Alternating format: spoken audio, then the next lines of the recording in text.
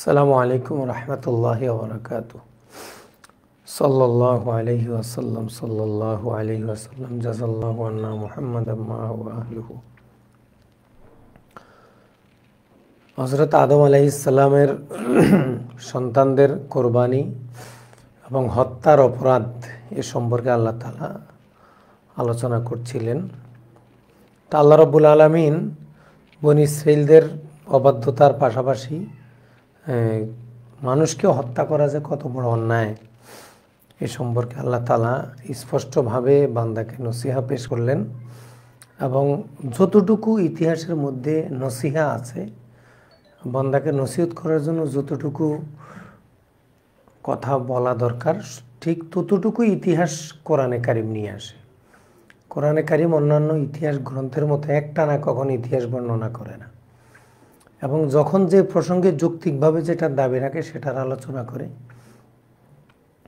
এবং যতটুকু ইতিহাসের মাধ্যমে বান্দার নসিহত অতটুকু ইতিহাস কোরআন আলোচনা করে, বাকিটা হাদিস এবং ইতিহাসের বিভিন্ন মুসনাদ গ্রন্থ থেকে আমাদেরকে জেনে নিতে হয়, যেটা তাফসিরের বিভিন্ন তাফসিরি কিতাবে উল্লেখ থাকে। ইন্নামা ইয়াতাকাব্বালুল্লাহু মিনাল মুত্তাকিন, আল্লাহ তাআলা কেবল যারা ফরেজগার মুত্তাকি খোদা ভীতির অধিকারী শুধু তাদের কাছ থেকে কোরবানি গ্রহণ করেন। তা আমরা যে কোরবানি করি আমাদের কোরবানিটাও কিন্তু এই আয়াতের প্রতি লক্ষ্য রাখতে হবে আমাদেরকে। আমার মধ্যে যদি তাকওয়া থাকে তাহলে এই কোরবানিটা আল্লাহ তাআলা পছন্দ করবেন। লা ইয়ানালাল্লাহু লুহুমুহা ওয়ালা দিমাউহা ওয়ালাকিন ইয়ানালুহুত তাকওয়া মিনকুম। আল্লাহ তাআলা পশু জবের মাধ্যমে তোমাদের কাছ থেকে গোশত, রক্ত, হাড় কিছুই চান না।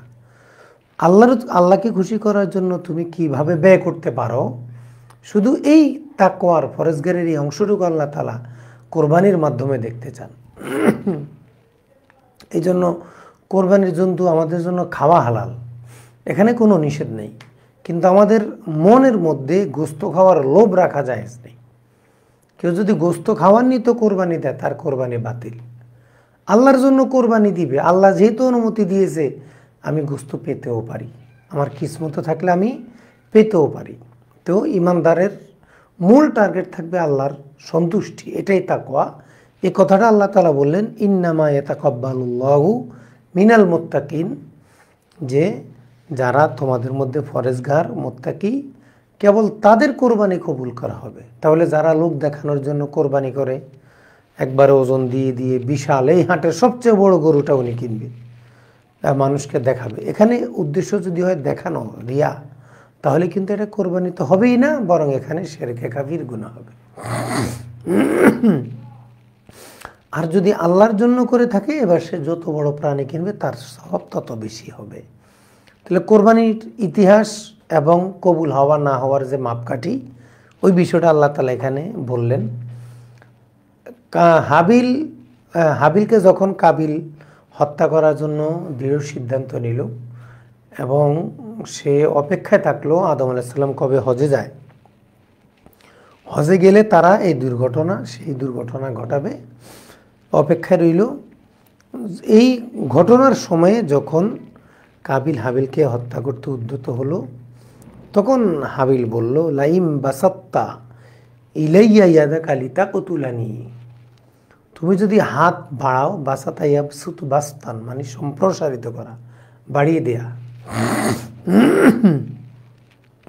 লাইম বাসাত্তা ইলাইয়া ইয়াদাকা, যদি তুমি তোমার হাত বাড়াও আমার দিকে, লিতাকতুলানি আমাকে হত্যা করতে, মা আনা বিবাসিতি ইয়াদি ইলাইক, আমি কিন্তু আমার হাত বাড়াবো না তোমাকে হত্যা করার জন্য, তুমি আমাকে হত্যা করবে এটার প্রতিশোধ স্বরূপ আমি তোমাকে হত্যা করতে যাব না, বরং আমি ধৈর্য ধরব। আল্লাহ তাআলা আমার জন্য যে সওয়াব ধৈর্যের যে প্রতিদান রেখেছেন আমি সেটাই অর্জন করে ধন্য হব। মা আনা বিবাসিতি ইয়াদি ইলাইক, আমার হাতকে তোমার দিকে আমি সম্প্রসারিত করব না, হত্যা করতে আমি উদ্যত হব না। লিআকতুলাক, তোমাকে হত্যা করতে, ইন্নী আখাফুল্লাহ রাব্বাল আলামিন, সকল জগতের প্রতিপালক আল্লাহ তাআলাকে আমি অবশ্যই ভয় করি।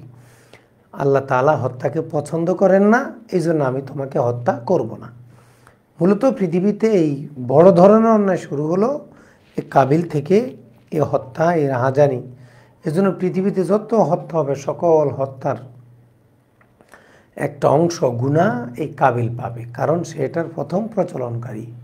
এজন্য কেউ যদি কোনো বেদাত প্রচলন করে সমাজে, কোনো বেদাত, তাহলে ওই বেদাতের উপর যত মানুষ আমল করে করে ওই বেদাত মেনে মেনে গুনাহের ভাগীদার হবে, সবার আমলের এই গুনাহের অংশটা হুবহু যে বেদাতটা চালু করবে সে পেয়ে যাবে। আর যিনি ভালো মানসান্না ফিল ইসলামে সুন্নাতান হাসানাতান, ভালো কোনো রসম রেওয়াজ, ভালো কোনো ন্যাক আমলের পদ্ধতি, ন্যাক আমল তো আসলে চালু করা যায় না, ন্যাক আমল বানানো যায় না, তবে যে সকল ন্যাক আমলের সুরত শরীয়ত নির্ধারণ করে নাই, ওই সকল ন্যাক আমলের সুরত কাইফিয়ত বানানো যায়। তো ন্যাক আমল কখনো কি বানানো যায় না, ইবাদত বানানো যায় না, এটা সম্পূর্ণ তাওকিফি। তো কেউ যদি কোনো ন্যাক আমলের সুরত তৈরি করে, তাহলে ওই ন্যাক আমল ওই সুরতে করার কারণে যত মানুষ সওয়াবের অধিকারী হবে, সবার সওয়াবটা যিনি সর্বপ্রথম চালু করলো তিনি পেয়ে যাবেন। কাবিল হত্যাটা পাবে কেন? সে সর্বপ্রথম হত্যা চালু করেছে। এই জন্য আমাদের দেশে আমরা অনেক সময় সমাজে অনেক বেদাত, বেদাত কাকে বলে? কোনো গুনাহকে সমাজে প্রচলন করা, অথবা যেই কাজের মধ্যে শরীয়ত কোনো সওয়াবের সম্ভাবনা রাখে নাই, সওয়াব দেয় নাই, নিজের থেকে সেখানে সওয়াব আছে বলে চালিয়ে দেয়া, এটা বেদাত, একটাও জায়েজ নেই। গুনাহকে যেমন সওয়াবের নিয়তে করা জায়েজ নেই, তেমনিভাবে যেই কাজে সওয়াব নাই ওই কাজে সওয়াবের আশা করাও জায়েজ নেই। কারণ সওয়াব হওয়া না হওয়াটা সম্পূর্ণ তাওকিফি বিষয়। কিয়াস অনুমান করে সওয়াব নেক এটা বানানো যায় না, বাড়ানো যায় না। ইন্নী উরিদু আন তাবুআ বিইসমি ওয়া ইসমিক, আমি চাই, আরাদা ইউরিদু ইরাদাতান, অর্থ কি? চাওয়া, ইচ্ছা করা, রাউদুন মাদ্দা। ইন্নী নিশ্চয় আমি, উরিদু চাই, আন তাবুআ, বা আয়াবু বাওয়ান, বা আয়াবু বাওয়ান অর্থ কি? ফিরে ফিরে যাওয়া। আমি চাই তোমার ফিরে যাওয়াটা, বিইসমি আমার গুনাহ নিয়ে, ওয়া ইসমিক তোমার গুনাহ নিয়ে। আমি জীবনে যে গুনাহগুলো করেছি, কোনো মাকতুল সে যদি মাজলুম হয়, অর্থাৎ অন্যায়ভাবে কাউকে যদি হত্যা করা হয়, তার গুনাহগুলো কাতেলের উপর চাপিয়ে দেওয়া হবে, এটা হলো তার পরকালীন শাস্তি। এই মাকতুল যত অন্যায় করেছে এগুলো সব কাতেলকে চাপিয়ে দেওয়া হবে। এজন্য মানুষ হত্যা এটা অনেক বড় অন্যায়, অনেক বড় অন্যায়, পৃথিবীর বড় ধরনের সেরা অন্যায়ের মধ্যে এটা একটা। এখন আমাদের সমস্যা কি? আমাদের স্বার্থে আমরা মানুষকে হত্যা করতে কোনো বিব্রত বোধ করি না, মানুষকে সম্মানহানি করতে, মানুষকে অপমান করতে, তার জীবনকে শেষ করে দিতে আমরা ইতস্ত করি না। কেন করি না? কারণ আসলে আমাদের কাছে পরকালটা সবসময় জাগরুক থাকে না, ভেসে থাকে না। এই পরকাল আমাদের দৃশ্য থেকে সরে থাকার কারণে গুনাহগুলো আমাদের কাছে খুব অ্যাভেলেবেল, সহজ হয়ে যাচ্ছে। এজন্য আমাদের উচিত কি? আমরা অন্যায় তো ছেড়ে দিব, আর অন্যায়কে ছাড়তে হলে নিয়মিত পরকালের তাজকিরা রাখতে হবে। এজন্য কোরআনে কারীম কিন্তু বিভিন্ন অন্যায়, শাস্তি, পরকাল, তাওহীদ, রিসালাত, আখিরাত, এগুলো কিন্তু ঘুরে ফিরে বারবার ওয়াজ নসিহত কোরআন এটা করে। আমরা যদি আমাদের ঘরের মধ্যে, আমার পড়ার রুটিনে, আমরা যারা মাদ্রাসায় পড়াই, বিশেষত আমরা যার যার পাঠ্যপুস্তক যে সিলেবাস, যেমন গণিত স্যারে শুধু গণিতে পড়ে, বাংলা স্যারেরা বাংলা পড়ে, ইংরেজি স্যারা ইংরেজি পড়ে, নাহু সরফের হুজুরা শুধু নাহু সরফ পড়ে, যে হুজুরে কোরআন শরীফ পড়ায় ছাত্রদেরকে পড়ানোর জন্য অনুবাদ যতটুকু লাগে ততটুকু পড়ে। কিন্তু সবার উচিত ছিল কোরআনের নসিহতগুলো নিজের মধ্যে ফিট করা। এখন এই বিষয়টা না থাকার কারণে প্রত্যেকের স্তর অনুযায়ী অন্যায় করে। যে খুনি সে তার স্তর অনুযায়ী খুন করে। আমরা যারা লোভী, ছোট লোভ করি, বড় লোভী, বড় লোভ করি। আমরা যারা মোতাফেফ, অন্যের অধিকার হরণ করি, আমরা কিন্তু নিয়মিত অন্যের অধিকার হরণ করি, ছাত্রের অধিকার হরণ করি, কলিকের অধিকার হরণ করি, অধীনস্থদের অধিকার হরণ করি। অর্থাৎ আমরা প্রত্যেকে যার যার স্তর, সুযোগ, সামর্থ্য, সুবিধা অনুযায়ী আমরা সুযোগ পেলেই গুনাহে লিপ্ত হয়ে যাই। এর বড় একটা কারণ সেটা হলো আমাদের মধ্যে পরকাল, হাসর, নসর, কবর, এর তাজকিরাগুলো, স্মরণগুলো নিয়মিত থাকে না। এজন্য আল্লাহ তাআলা কিন্তু যেখানে আলোচনা করেন তাকওয়া, ফরেজগারি, পরকাল, এই সম্পর্কে আল্লাহ কিন্তু বারবার আলোচনা করে আমাদেরকে হেদায়েতের পথে নিয়ে আসার জন্য কথাগুলো বলছেন। কাবিলকে হাবিল বলল, আমি তোমাকে হত্যা তো করবই না, বরং তুমি যে আমাকে হত্যা করো, আমি তোমাকে হত্যা না করে আমি ধৈর্য ধারণ করবো, এই জন্য যে তুমি তোমার পাপেও ক্ষতিগ্রস্ত হবে, আমার পাপেও ক্ষতিগ্রস্ত হবে। এটার অর্থে এটা নয় যে হাবিল চেয়েছে কাবিল ধ্বংস হোক, বরং হাবিল সে তার চারিত্রিক সৌন্দর্যকে চূড়ান্ত পর্যায়েও পেশ করতে সামর্থ্য হয়েছে। আমরা অনেক ভদ্র কথা বলতে পারি, অনেক সুন্দর হাসতে পারি, হাসাইতে পারি, মজমা জমাইতে পারি, কিন্তু স্বার্থে আঘাত দিলে আমাদের সব যোগ্যতা বিলীন হয়ে যায়। এজন্য মানুষ চেনা যায় তার স্বার্থে আঘাতের পর। আমার স্বার্থে কেউ যদি আঘাত দেওয়ার পর আমি তার সাথে ভালো হয়ে চলতে পারি, ভালোভাবে তাকে নিতে পারি, তাহলে মনে করতে হবে আমার মধ্যে আসলে ভালো কিছু আছে। কারণ স্বার্থের আঘাতের পরে যদি ভালো থাকতে না পারি, তাহলে এই ভালোটা আসলে ভালো না। তো একজন মানুষের জীবনের স্বার্থের বড় একটা, সবচেয়ে বড় হলো তার বেঁচে থাকা। তো কাবিল যখন হাবিলকে মেরে ফেলার দৃঢ় ইচ্ছা করলো, শয়তানের দেখানো পদ্ধতিতে একটা পাথরে রেখে আরেকটা পাথর দিয়ে তাকে শেষ করে ফেলবে, ঠিক এই চূড়ান্ত ঝগড়ার সময়ে তখন হাবিল তার নিজের পক্ষ থেকে কিছু নসিহত কাবিলকে বলল। অর্থাৎ তুমি যদি আমাকে হত্যা করো তাহলে তুমি তো অপরাধী হবেই, আমার জীবনে যত গুনাহ ছিল এই গুনাহগুলো আল্লাহ তাআলা তোমাকে দিয়ে দিবে। অতএব তুমি ভেবে দেখো এই কাজটা তুমি করবা কিনা। এটা ছিল একটা নসিহতের ভাষা। এমনটা নয় যে আমি চুপ থাকি তুমি জাহান্নামে যাও, বিষয়টা এমন না। বরং একজন মানুষকে স্মরণ করিয়ে দেওয়া যে দেখো তোমার এই কাজের ভয়াবহতা এত বেশি হবে যে তুমি নিজে তো খুনি হবেই, সাথে সাথে আমার জীবনের গুনাহগুলো তোমাকে দেওয়া হবে, এরপরে কি তুমি করবে? ইন্নী উরিদু আন তাবুয়া বিইসমি ওয়া ইসমিক, আমি চাই তুমি আমার গুনাহ তোমার গুনাহ নিয়ে ফিরে যাবে। আমি চাই মানে গুনাহ নিয়ে ফিরে যাও, এটা চাই, এটা বোঝানো হয়। বরং আমি আমার চারিত্রিক সৌন্দর্যের উপরে থাকব। আর তুমি যদি আমাকে এইভাবে আঘাত করেই ফেলো, তাহলে বাস্তবতা হলো তুমি এটা করে ফেলবে। যদি সেটা করো তাহলে তারপর আমি আমার চারিত্রিক জামালাত, সৌন্দর্যের উপর অটল থাকতে চাই। ইন্নী উরিদু আন তাবুয়া বিইসমি ওয়া ইসমিক ফাতাকুনা মিন আসহাবিন নার, তুমি যদি আমাকে অন্যায়ভাবে হত্যা করো তাহলে আমার গুনাহ তোমার গুনাহ সবে তোমার ঘাড়ে বর্তাবে, আর তুমি জাহান্নামী হয়ে যাবে। ফাতাকুনা মিন আসহাবিন নার, তুমি জাহান্নামী হয়ে যাবে। ওয়াযালিকা জাযাউয যালিমিন, যারা নিজেদের প্রতি জুলুম করে অর্থাৎ গুনাহ করে তাদের শাস্তি জাহান্নাম।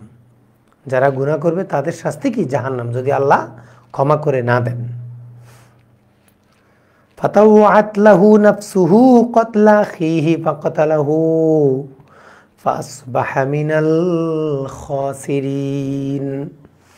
ফাতাওয়াত লাহু নাফসুহু, তার নফস তাকে আনুগত্য করালো, অর্থাৎ সে নফসের প্রভাবে প্রভাবিত হয়ে আল্লাহর বিধান না শুনে, হাবিলের নসিহত না শুনে, সে নিজের কুপ্রবৃত্তির টানে উদ্বুদ্ধ হয়ে তার ডাকে সাড়া দিয়ে সে অন্যায় লিপ্ত হলো। ফাকাতালাহু, হাবিলকে হত্যা করে ফেলল। ফাতাওয়াত লাহু নাফসুহু, তার নফস, তার করিপু তার কাছে গুনাহকে সুসজ্জিত করে তুলল। কতলা আখিহি, তার ভাইকে হত্যা করার আগ্রহ, তার হাবিলকে হত্যা করার আগ্রহ চরমভাবে তার অন্তরে সাজিয়ে দিল। ফাকাতালাহু, ফলে সে হত্যা করে ফেললো হাবিলকে। ফাসবাহা মিনাল খাসিরিন, ফলে সে ক্ষতিগ্রস্তদের অন্তর্ভুক্ত হয়ে গেল। যারা গুনাহ করে ক্ষতিগ্রস্ত হয় কাবিল তাদের অন্তর্ভুক্ত হয়ে গেল। তাহলে যারা হত্যা করবে এরা সবাই ক্ষতিগ্রস্ত। এবার যেভাবেই হত্যা করুক না কেন, হুকুম দিয়ে হত্যা করুক, হত্যার পরিবেশ তৈরি করে দিয়ে করুক, সে সরাসরি খুন করুক, খুনের সহযোগিতা করুক, এরা কিন্তু সবাই মিনাল খাসিরিন, ক্ষতিগ্রস্ত, মিনাজ জালিমিন, জালেমদের অন্তর্ভুক্ত, আসহাবিন নার। যদি হালাল মনে করে করে থাকে তাহলে তো এটা সে চিরস্থায়ী জাহান্নামে চলে যাবে। কি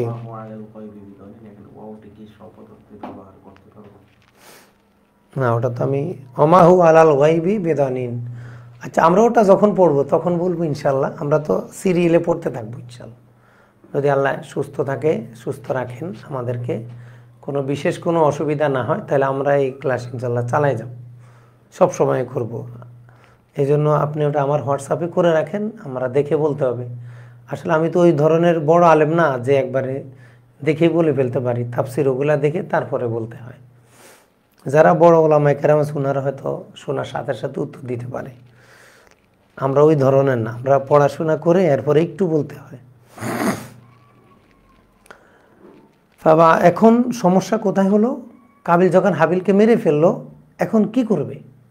সে তো দাফন কাফন জানে না। প্রথমবার সে যখন হত্যা করতে চেয়েছিল, সে যখন হত্যা করতে জানে না কীভাবে হত্যা করে, তখন শয়তান একটা পাখিকে দুইটা পাথরের মাঝে রেখে হত্যা করা শিখালো। এরপরে সে হত্যা করলো।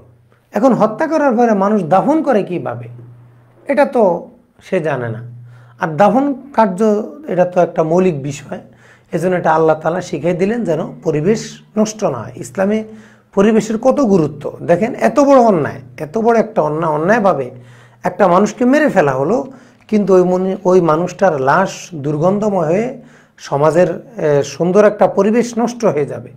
এজন্য আল্লাহ তাআলা লাশকে সুন্দরভাবে দাফনের একটা ব্যবস্থা করে দিলেন, যেন মানুষটারও সম্মান ঠিক থাকে, আর সমাজে যেন কি পরিবেশটা নষ্ট না হয় সমাজে। তখন আল্লাহ তাআলা একটা কাক পাঠালেন। কাক এভাবে ঠুকরাতে জমিন খনন করলো, আরেকটা পাখিকে সেখানে রেখে দিল, এভাবে দেখালো যে মরা জিনিসকে জমিন খুঁড়ে এভাবে ঢেকে রাখতে হয়। তখন এটা দেখে কাবিল বুঝলো যে আসলে আমাকে এখন এটা করতে হবে। ফাবাহাসাল্লাহু গুরাবান ইয়াবহাসু ফিল আরদ, আল্লাহ তাআলা একটি কাক পাঠালেন। গোরাবন অর্থ কি? কাক, জমাকে আগরেবা। কাক পাঠালেন ইয়াবহাসু ফিল আরদ, গোরাবানের সিফত, নাকেরার পরে জুমলা আসলে কি হয়? সিফত হয়। আর মারেফার পরে জুমলা আসলে হাল হয়। জুমলার মাঝে থাকা নাকেরার পরে আরেকটা জুমলা আসলে সিফত হবে। জুমলার মাঝে থাকা মারেফা এরপর আরেকটা জুমলা আসলে কি হবে? হাল হবে। আল্লাহ তাআলা একটি কাক পাঠালেন, ইয়াবহাসু ফিল আরদি, কাকটি এসে জমিন খনন করা শুরু করলো, ঠোকর দিয়ে গর্ত করা শুরু করলো। ইউনাব্বিসু লিউরিয়াহু কাইফা ইউয়ারি সাওয়াতা আখিহি, লিউরিয়াহু কাবিলকে দেখাতে, কাইফা কিভাবে, ইউয়ারি ঢেকে রাখবে, ওয়ারা ইউয়ারি মুআরাত অর্থ কি? ঢেকে ফেলা, আচ্ছাদিত করে রাখা, গোপন রাখা। কিভাবে ঢেকে রাখবে? সাওয়াতা লাশকে, আখি তার ভাইয়ের লাশকে কিভাবে জমিনে গেড়ে রাখবে, ঢেকে রাখবে, এটা দেখাতে কাক এসে জমিন ঠুকরিয়ে গর্ত করা শুরু করলো। ক্বালু ইয়া ওয়াইলাতা আজাজতু আন আকুনা মিসলা হাযাল গুরাব, কাবিল তার এই বুদ্ধির অসহায়ত্ব দেখে সে পেরেশান হয়ে গেল, আফসোস করলো।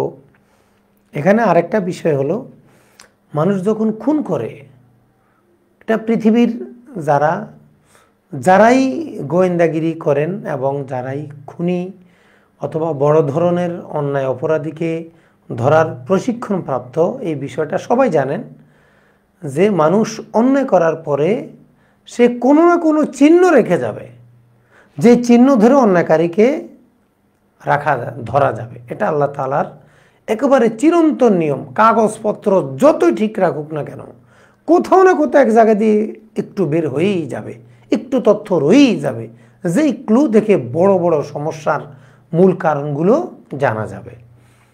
যেমন কাবিল যখন হাবিলকে হত্যা, এখন কি করবে? সে কোনো সমাধান পাচ্ছে না। এখন কি করবে? তাকে কোথায় ঢাকবে, কোথায় রাখবে? অর্থাৎ মানুষ খুন করার পরে স্বাভাবিকভাবে সে খুনের অপরাধটা এত ভয়াবহ, অবশ্যই সে কোনো চিহ্ন রেখে যাবে। এই জন্য অনুসন্ধানী যারা, তাদের সূত্র হলো অপরাধী অবশ্যই কোনো না কোনো চিহ্ন রেখে যাবে। সে কাউকে খুন করেছে, ছুরি মুছেছে, ছুরিটা নিয়ে গেছে, যে কাপড়ে মুছছে কাপড়টা রেখে গেছে, অথবা যেখানে রক্ত পড়েছে সেটাকে ঢেকেছে, কিন্তু এক জায়গায় একটু রক্ত রয়ে গেছে, কোনো না কোনোভাবে একটা চিহ্ন থেকেই যাবে। এজন্য যারা অনুসন্ধানী গ্রুপ, তারা কিন্তু এগুলা ক্লু দেখে এরপরে অন্য অপরাধীদেরকে খুঁজে বের করেন। ক্বালা ইয়া ওয়াইলাতা, হায় আফসোস, আজাজতু, আমি আজাজতু, আজাজা ইয়াজিজু আজজান, অক্ষম হওয়া, আমি কি অক্ষম হয়ে গেলাম, আন আকুনা হতে, মিসলা হাযাল গুরাব, এই কাকের মতো, এই কাকের মতো বুদ্ধিটাও আমার নাই, আমি কি কাকের চাইতো নিকৃষ্ট, বুদ্ধিমত্তার দিক থেকে খাটো। ফাওয়ারিয়া সাওয়াতা আখি, এতটুকু বুদ্ধি থাকলে আমি আমার ভাইয়ের লাশটা ঢেকে রাখতে পারতাম। ফাওয়ারিয়া, এ ফার পরে কি আছে, আন উজ্জু আছে কেন, জবাবে লাইতা, জবাবে লাইতা, জবাবে তামান্নির পরে আন উজ্জু থেকে ফেলে মুদারেকে নসব দেয়, জবাবে আমার, জবাবে নাহি, এটা জবাবে লাইতা, জবাবে তামান্নি। ইয়া ওয়াইলাতা আজাজতু আন আকুনা মিসলা হাযাল গুরাব, হায় আফসোস, আমি এই কাকের মতো হতে অক্ষম হয়ে পড়েছি। ফাওয়ারিয়া সাওয়াতা আখি, যদি কাকের মতো বুদ্ধি থাকতো তাহলে তো আমি আমার ভাইয়ের লাশটা ঢেকে রাখতে পারতাম। তাহলে খুন করার পরে মানুষ কি নির্বুদ্ধিতার মতো কোনো না কোনো কাজ সে করবে। এবার সে যত সাহসী হোক, যত ক্ষমতাবান হোক, কোথাও না কোথাও তার কথাবার্তায় আপনারা দেখবেন বিভিন্ন কেস স্টাডি হয়, বিভিন্ন চ্যানেলে দেখায় যে, যেমন একবার একটা খবরে প্রকাশ পেল যে এক মসজিদের ইমাম সাহেব, তিনি এক মহিলার সাথে সুসম্পর্ক কায়েম করার জন্য তার স্বামীকে ডেকে এনে হত্যা করে মসজিদের টাঙ্কির ভিতরে পুঁতে ফেললেন, ছেড়ে দিল। এখন সে অন্যায় করলো, বিশাল খুন করলো, সব রক্ত টক্ত মুছে টাঙ্কির ভিতরে ঢেকে টাঙ্কির মুখটা সুন্দর করে বাঁধলো। কমিটি জিজ্ঞেস, হুজুর টাঙ্কির মুখ বাঁধতেছেন, কোনো একটু ফেটে গেছিল তো মসজিদের খেদমত, তো কমিটি বুঝছে খুব ভালো। এখন উনি তো মনে করছে সেরে গেছে, কেউ দেখে নাই, কিন্তু শুধু নামাজে ভুল করে, 4 রাকাতের জায়গায় 3 রাকাত পড়ে, 4 রাকাতের জায়গায় 5 রাকাত পড়ে, এত বেশি ভুল করা শুরু করলো। সবার সন্দেহ হলো হুজুর তাকে কখনো ভুল করতো না, এখন তো ভুল করে কেন। পরে যখন কয়েকদিন, একে তো সন্দেহ, আবার ভিতরের লাশের গন্ধ, ওই টাঙ্কির যে গ্যাস পাইপ সেটা দিয়ে বের হওয়া শুরু হলো, দুইটা মিলে খুব সহজে ধরা খেয়ে গেল। এখন উনি যখন এই কাজটা করছিলেন, উনি মনে করছিলেন কেউ দেখবে না, কেউ টের পাবে না, একা একা হত্যা করেছি, রক্ত মুছে ফেলেছি, টাঙ্কিতে ফেলে দিয়েছি, শেষ। কিন্তু টাঙ্কিতে ফেলে দেওয়া যে সমাধান নয়, যেই টাঙ্কির পাইপ দিয়ে গ্যাস উঠে, তো মরা লাশেরও তো গ্যাস উঠবে, পচা গন্ধ উঠবে। তো এই যে এই কাজটা কোনো না কোনো খুনি কোনো না কোনো সময়, কিছু সময়ের জন্য হলেও সে এমন একটা নির্বুদ্ধিতার কাজ করবে যেটা দ্বারা তার হত্যাটা স্পষ্টভাবে সবার সামনে প্রকাশ পেয়ে যাবে। এই জন্য আমরা যারা জাতীয় খুনি, জাতীয়ভাবে মানুষ মারি, জাতীয়ভাবে মানুষকে বিভিন্নভাবে আত্মসাৎ করি, মানুষের সম্পদ আত্মসাৎ করি, আমাদের দেশে তার জাতীয় খুনির অভাব নেই। তো আপনারা দেখেন, উনি যতই ঢাকুক না কেন, সবার কাছে অথবা অনেকের কাছে অথবা কিছু লোকের কাছে এমন কিছু রেকর্ড তথ্য বা উনারই কোনো কথার ইঙ্গিত ইশারা আছে যেটা দ্বারা বোঝা যায় উনি কাজটা নিয়মিত করে।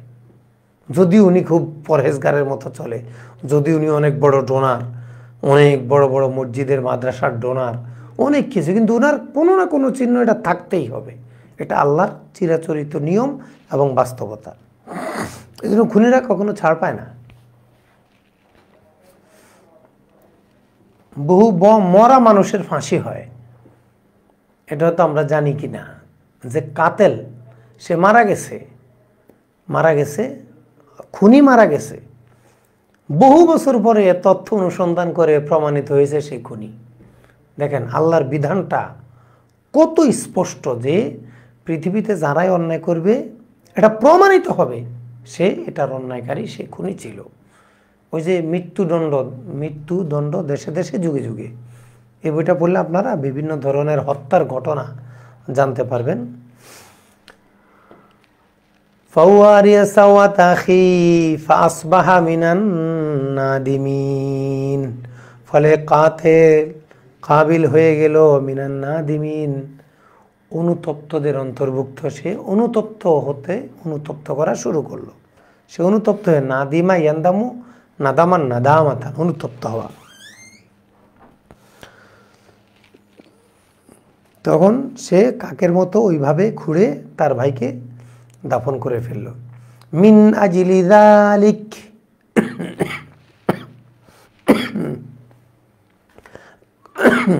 কাবিলের হত্যার কারণে, মিন আজলি জালিক, কাবিলের হত্যার কারণে কাতাবনা আলা বানি ইসরাইল, আমি বনি ইসরাইলের জন্য আবশ্যক করেছি, আন্নাহু মান কাতালা নাফসান বিগাইরি নাফসিন আও বিগাইরি ফাসাদিন ফিল আরদি ফাকান্নামা কাতালান নাসা জামিয়া। আল্লাহ রাব্বুল আলামিন হত্যার ভয়াবহতা আলোচনা করলেন। আমি আবশ্যক করে দিয়েছি, নির্ধারণ করে দিয়েছি কি, আন্নাহু মান কাতালা নাফসান বিগাইরি নাফসিন, অন্যকে হত্যা করার কারণ ছাড়া, বেগাইরে ফাসাদিন ফিল আরদি, জমিনে বিশৃঙ্খলা করা ছাড়া, অর্থাৎ জমিনে কোনো ধরনের বিশৃঙ্খলা করে নাই, যে বিশৃঙ্খলার শাস্তি হত্যা, অথবা সে কাউকে হত্যা করে নাই যার প্রতিদান হলো হত্যা। অর্থাৎ অন্যায়ভাবে কেউ যদি কাউকে হত্যা করে ফেলে, মান কাতালা নাফসান, কেউ যদি কাউকে হত্যা করে, বেগাইরি নাফসিন, কেসাস ব্যতীত, আও ফাসাদিন ফিল আরদি, জমিনে কুফুর, ব্যভিচার, ডাকাতি, মুরতাদ হয়ে যাওয়া, এই ধরনের অন্যায় ব্যতীত, ফাকান্নামা কাতালান নাসা জামিয়া, পৃথিবীর সব মানুষকে হত্যা করলে পৃথিবী যতটুকু ক্ষতিগ্রস্ত হতো, পৃথিবীর পরিবেশ যতটুকু নষ্ট হয়ে যেত। এই জন্য কাবিল যেদিন হাবিলকে হত্যা করেছিল, আদম আলাইহিস সালাম হজের সফরে ছিলেন, তিনি দেখলেন সুস্বাদু ফলগুলা টক হয়ে গেছে, পৃথিবীর আবহাওয়া ভিন্ন হয়ে গেছে, কাবিলের শরীরের বর্ণ কালো হয়ে গেছে। পাপের তাসিরে তাৎক্ষণিকভাবে এই প্রভাবটা পড়ে গেল। তাহলে পৃথিবীর সব মানুষকে হত্যা করলে যেই পরিমাণ ক্ষতিগ্রস্ত হয়, একটা মানুষকে অন্যায়ভাবে হত্যা করলে ওইভাবে পৃথিবী ক্ষতিগ্রস্ত। এই যে গ্রিন হাউস ইফেক্ট, জলবায়ু, আমাদের সমুদ্র সম্পদ, বৈষয়িক বিভিন্ন সম্পদ, আমরা আজকে প্রাকৃতিক নিয়ামত থেকে মাহরুম হচ্ছি কেন? এটা কি শুধু বাংলাদেশে? পৃথিবীর সব জায়গাতেই প্রাকৃতিক নিয়ামত ধ্বংস হয়ে যাচ্ছে। এগুলো কেন হয়? মানুষের অন্যায়ের কারণে আল্লাহ তাআলা সমাজের বিভিন্ন নিয়ামত উঠাই নিয়ে যান, তখন আর মানুষ আগের মতো কি ওই নিয়ামতগুলো ভোগ করতে পারে না।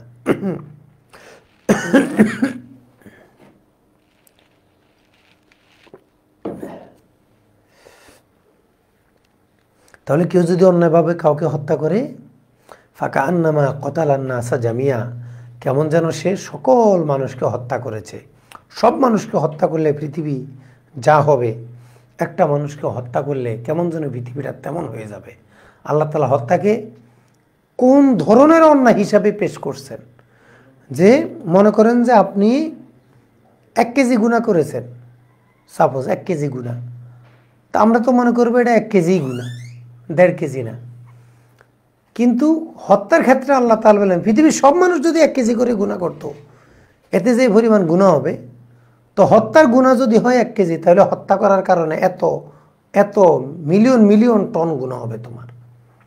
তাহলে একটা মানুষকে হত্যা করা যদি এত বড় অন্যায়, হত্যা যাদের পেশা, হত্যা যাদের নেশা, হত্যাকে যারা একবারে অ্যাভেলেবেল করে ফেলেছেন, শুধু মন চাইলেই করে ফেলতে পারেন, তাদের অবস্থাটা কেমন হবে? পৃথিবীর ইতিহাস যেটা দেখা যায়, খুনি কখনো খুন হওয়া ছাড়া সাধারণত মরে না, ও খুন হবেই একদিন, আগে আর পরে। ফাকান্নামা কাতালান নাসা জামিয়া ওয়া মান আহইয়াহা ফাকান্নামা আহইয়ান নাসা জামিয়া। যে ব্যক্তি মানুষকে হত্যা থেকে বাঁচিয়ে দিল, কেউ হত্যা করতে নিছে, আপনি হত্যাকারীকে সরিয়ে দিলেন, একজন যে মাকতুল হওয়ার কথা ছিল আপনি তাকে রক্ষা করে দিলেন, তাহলে এটার প্রতিদান কি? সব মানুষকে বাঁচায় দিলে যেই পরিমাণ সওয়াব হবে, একটা মানুষকে বাঁচায় দিলে আল্লাহ তাআলা আপনাকে সেই পরিমাণ সওয়াব দান করবেন। তাহলে আসলে একটা মানুষকে আল্লাহ তাআলা কি পরিমাণ ভালোবাসেন, যে তার সম্মান, তার জীবনকে আল্লাহ তাআলা এইভাবে সংরক্ষণ করেছেন যে তুমি যদি আমার একটা বান্দাকে অবৈধ হত্যা থেকে বাঁচাতে পারো, তাহলে সকল মানুষকে বাঁচিয়ে দেওয়া সওয়াব তুমি পাবা। আর যদি অন্যায়ভাবে হত্যা করো, সব মানুষকে হত্যা করলে যে গুনাহ, সেটা তোমাকে নিতে হবে। হত্যা এত বড় ধরনের ভয়াবহ অন্যায়, এখন আমরা রাজনৈতিক স্বার্থে, ইজমের স্বার্থে, আমার দলের স্বার্থে, আমার নফসানিয়তের স্বার্থে এখন তো মানুষ হত্যাকে, যারা বাতিল আকীদা খারেজি, এরা তো মানুষ হত্যাকে আবাদত মনে করে। যারা রাজনৈতিক কারণে হত্যা করে তারা তো আবাদত মনে করে মারে না, তারা মারা হইল রাজনৈতিক স্বার্থে। দেখেন কোন দোষটা বেশি আপনি বলেন? যে লোকটা রাজনৈতিক কারণে কাউকে হত্যা করলো, সে জানে হত্যা এটা অন্যায়, এটা কবিরা গুনাহ, সে বুঝে শুনে কবিরা গুনাহ করতেছে, কিন্তু সে বিশ্বাস করে এটা গুনাহ, এটা অন্যায়। কখনো তাকে যদি বোঝানো যায়, কখনো তাকে যদি আরো বড় কোনো স্বার্থ দেখানো যায়, তাহলে সে কি এই কাজ থেকে ফিরে আসা সম্ভব। কিন্তু যে খারেজির বাচ্চা মানুষ হত্যাকে ইবাদত মনে করে, জিহাদ মনে করে, আপনি তাকে কি দিয়ে ফিরাই আনবেন? এই জন্য আমরা বারবার বলি যে আকীদা এটা সবচেয়ে গুরুত্বপূর্ণ বিষয়, আকীদা সবচেয়ে গুরুত্বপূর্ণ বিষয়। আজকে নজদি তাইমি মতবাদের ইন্তেশারের কারণে আজকে আমার দেশের মুমিনকে কাফের মনে করে তাদেরকে হত্যা করার ষড়যন্ত্র করা হয়। এটা নজদি এবং তাইমির, আল্লামা ইবনে তাইমিয়ার বিশাল এক অবদান। এই হত্যা, খুন, ধর্মীয় দৃষ্টিতে অর্থাৎ হত্যাকে ইসলামাইজড করে মানুষকে হত্যা করা, এই রূপায়ণের রূপকার হলো নজদি আর তাইমি। কারণ এরা যে ফতোয়া দিয়ে গেছে এবং নজদি উনি যে কাজগুলো করে গেছে, তার কাজই ছিল মানুষকে হত্যা করা। আর আমাদের দেশে কিছু বোকা আলেম, ওনাদেরকে কোন ভাষায় বললে যে মানে আদব রক্ষা পায় আল্লাহ জানে। আমরা তো আসলে মাঝে মধ্যে ইনব্যালেন্স হয়ে যাই। মানে একেবারে তো পড়াশোনা জীবনও করে নাই, নজদির উপরে 2-4 লাইনও পড়ে নাই, পড়লে হয়তো কারো বাংলা টাংলা পড়ছে, অনুবাদ পড়ছে। আরে মুআসিরে নজদির লেখাগুলো পড়েন, সে কত হাজার হাজার লোককে অন্যায়ভাবে শহীদ করে দিয়েছে। আর এই শহীদ করাকে সে জিহাদ মনে করেছে এবং এদের সম্পদগুলোকে গনিমত হিসাবে লুণ্ঠন করে নিয়ে এসেছে। তাহলে এটাকে আপনি কি বলবেন? রাজনৈতিক হত্যা বড় অপরাধ, নাকি ইসলামাইজেশন করে হত্যা করা বড় অপরাধ? কোনটা বড় অপরাধ? আজকে আপনি রাজনৈতিক দলের বিভিন্ন লোককে খুনি বলছেন, হ্যাঁ তিনি খুন করলে তিনি খুনি, তিনি অবৈধভাবে কাউকে মারলে অবশ্যই তিনি খুনি। কিন্তু ইসলামাইজেশন করে যারা খুনকে জেহাদের রূপে, খুনকে জাগরণের রূপে, বিপ্লবের রূপে, আন্দোলনের রূপে যারা ইবাদত বানিয়ে ফেল, এদেরকে তো আপনি কিছু বলছেন না।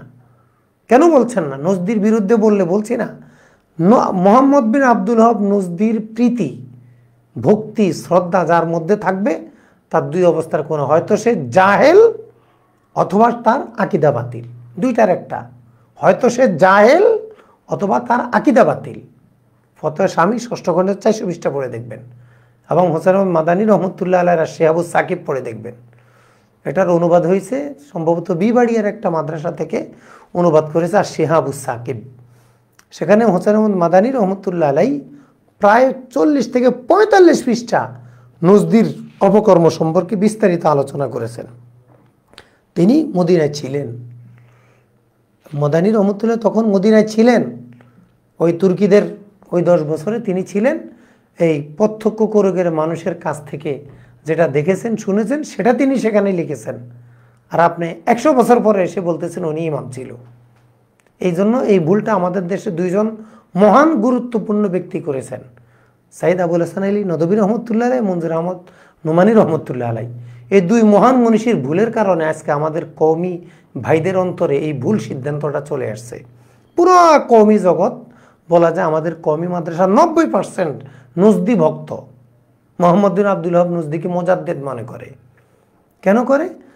সাইদ আবুল হাসান আলী নদভী রহমতুল্লাহ আলাইহির লেখা এবং মনজুর আহমদ নোমানী রহমতুল্লাহ আলাইহির দেয়াতে মুকাসসাফা, আরেক বোকা এটার অনুবাদ করছে মাকতাবাতুল আজহার থেকে, আরেকটা বোকামি করে এটাকে ছাপা হয়েছে।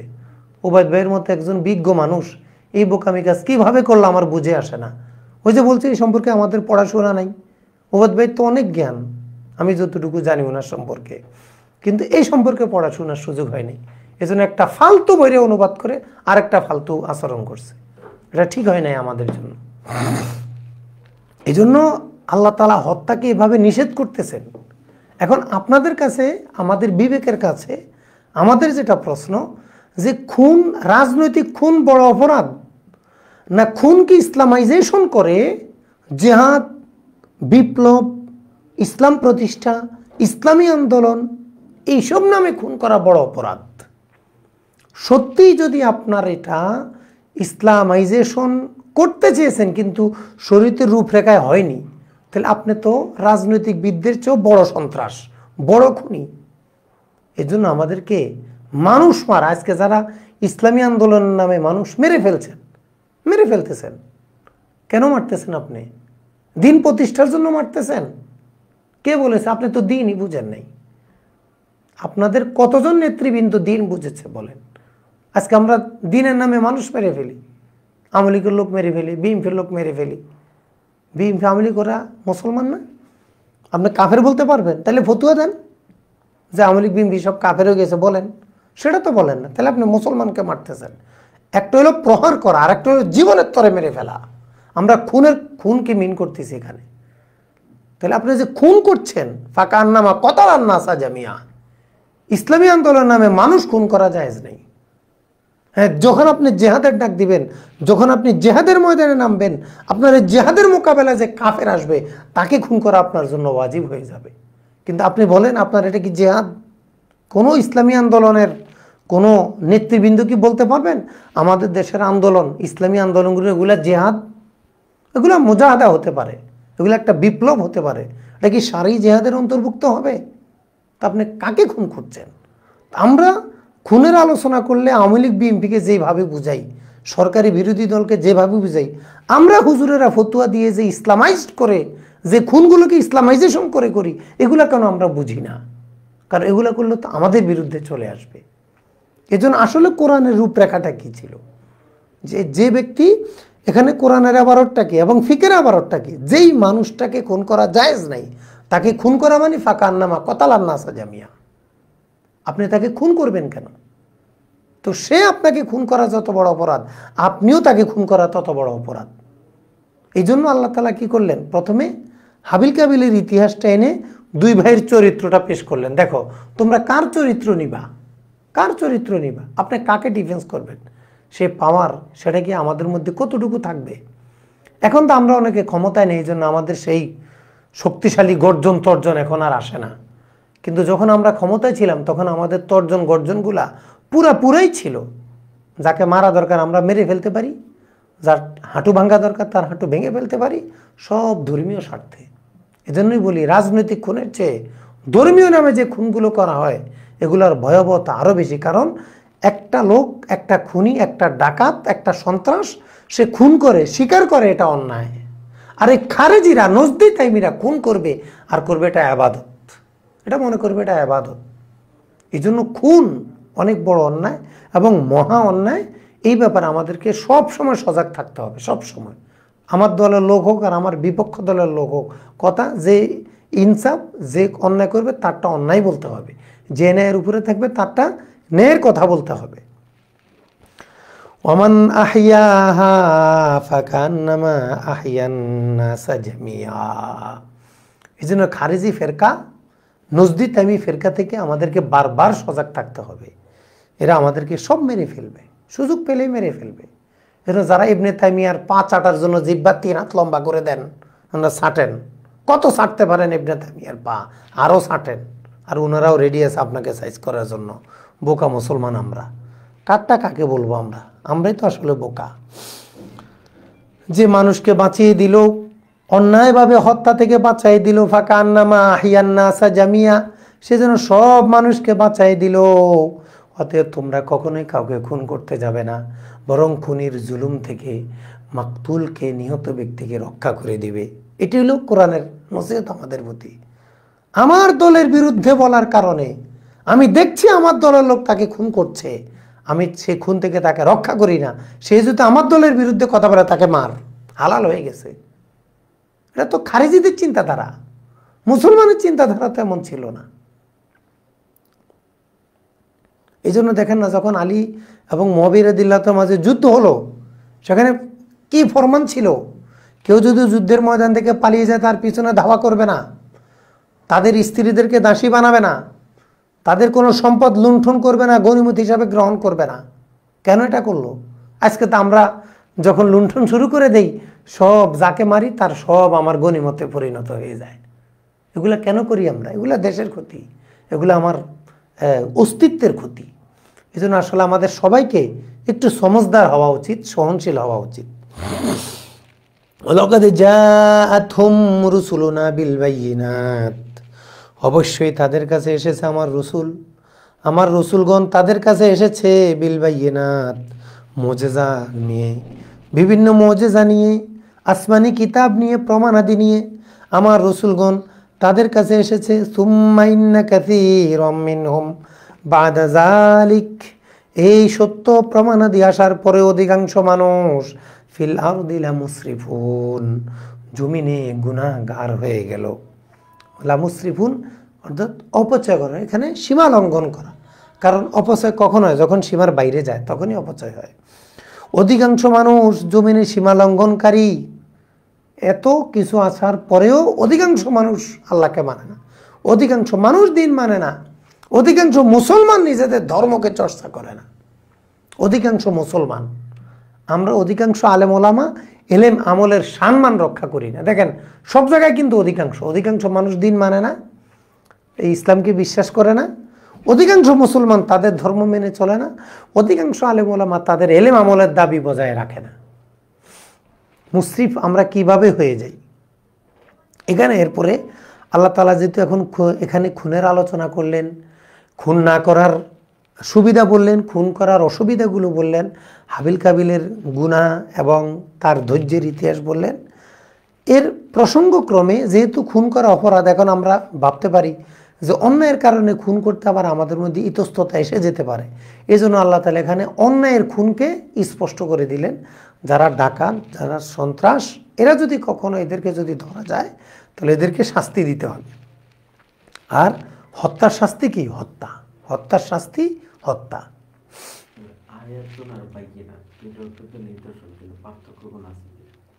না, কোরআনে দোনোটাই মুজিজা অর্থে ব্যবহৃত হয়।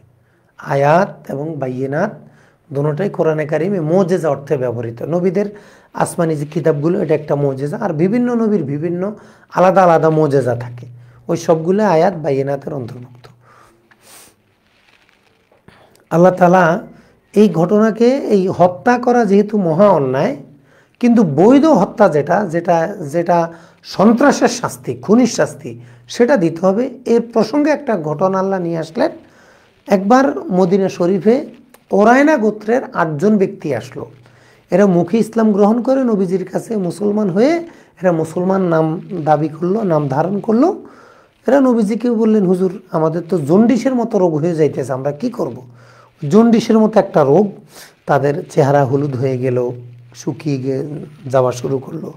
তখন নবীজি বললেন, অমুক জায়গায় সৎকার কিছু উট আছে, তোমরা চিকিৎসা হিসাবে উটের দুধ এবং পেশাব পান করো। ইশরাবু মিন আবওয়ালিহা ওয়া আলবানিহা, দুধে উটের পেশাবও পান করো, উটের দুধও পান করো, তাহলে তোমাদের এই রোগটা ভালো হয়। একটা চিকিৎসা দিলেন। তো নবীজির কথা অনুযায়ী সত্যি সত্যি এই দুধ আর পেশাবে এরা সুস্থ হয়ে গেল। সুস্থ হওয়ার পরে রসুল সাল্লাল্লাহু আলাইহি সাল্লামের যে সৎকার উট, যে চড়াতো, যে রাখাল, তাকে মেরে ফেললো, উটগুলো নিয়ে গেল। খবরটা নবীজির কাছে আসলেন। নবীজি সাহাবায়ে কেরামের একটা অশ্বারোহী দল পাঠালেন, এদেরকে অ্যারেস্ট করে নিয়ে আসলো। এবং ওই রাখালকে তারা মর্মান্তিকভাবে মেরেছে। তার চোখ উপড়ে ফেলেছে, তার নাক কান কেটেছে, তার অঙ্গচ্ছেদ করেছে, অঙ্গগুলোকে আলাদা আলাদা করে টুকরা টুকরা করেছে। তাকে বলে মুসলা, টুকরা টুকরা করা, অঙ্গচ্ছেদ করা। রসুল সাল্লাল্লাহু আলাইহি সাল্লাম তাদেরকে, তারা যেভাবে ওই রাখালকে হত্যা করেছে, তাদেরকে নবীজি সেভাবেই মরুভূমির মধ্যে ফেলে সেভাবে হত্যার আদেশ করলেন। এখন আমাদের কাছে মনে হতে পারে হত্যার এত ভয়াবহ আলোচনা, তাহলে এখনই এত ভয়াবহ শাস্তি। শাস্তি হিসাবে যেটা হত্যা সেটা তোমাকে দিতেই হবে, অন্যভাবে যেই হত্যা সেটা থেকে তোমাকে বাঁচতেই হবে। এই যে বিপরীত একটা হত্যার কথা তো বলা হলো, কাবিল হাবিলকে মেরেছে, আর একটা নবীজি সাল্লাল্লাহু আলাইহি সাল্লাম শাস্তি দিয়ে মেরে ফেললেন 8 জন লোককে।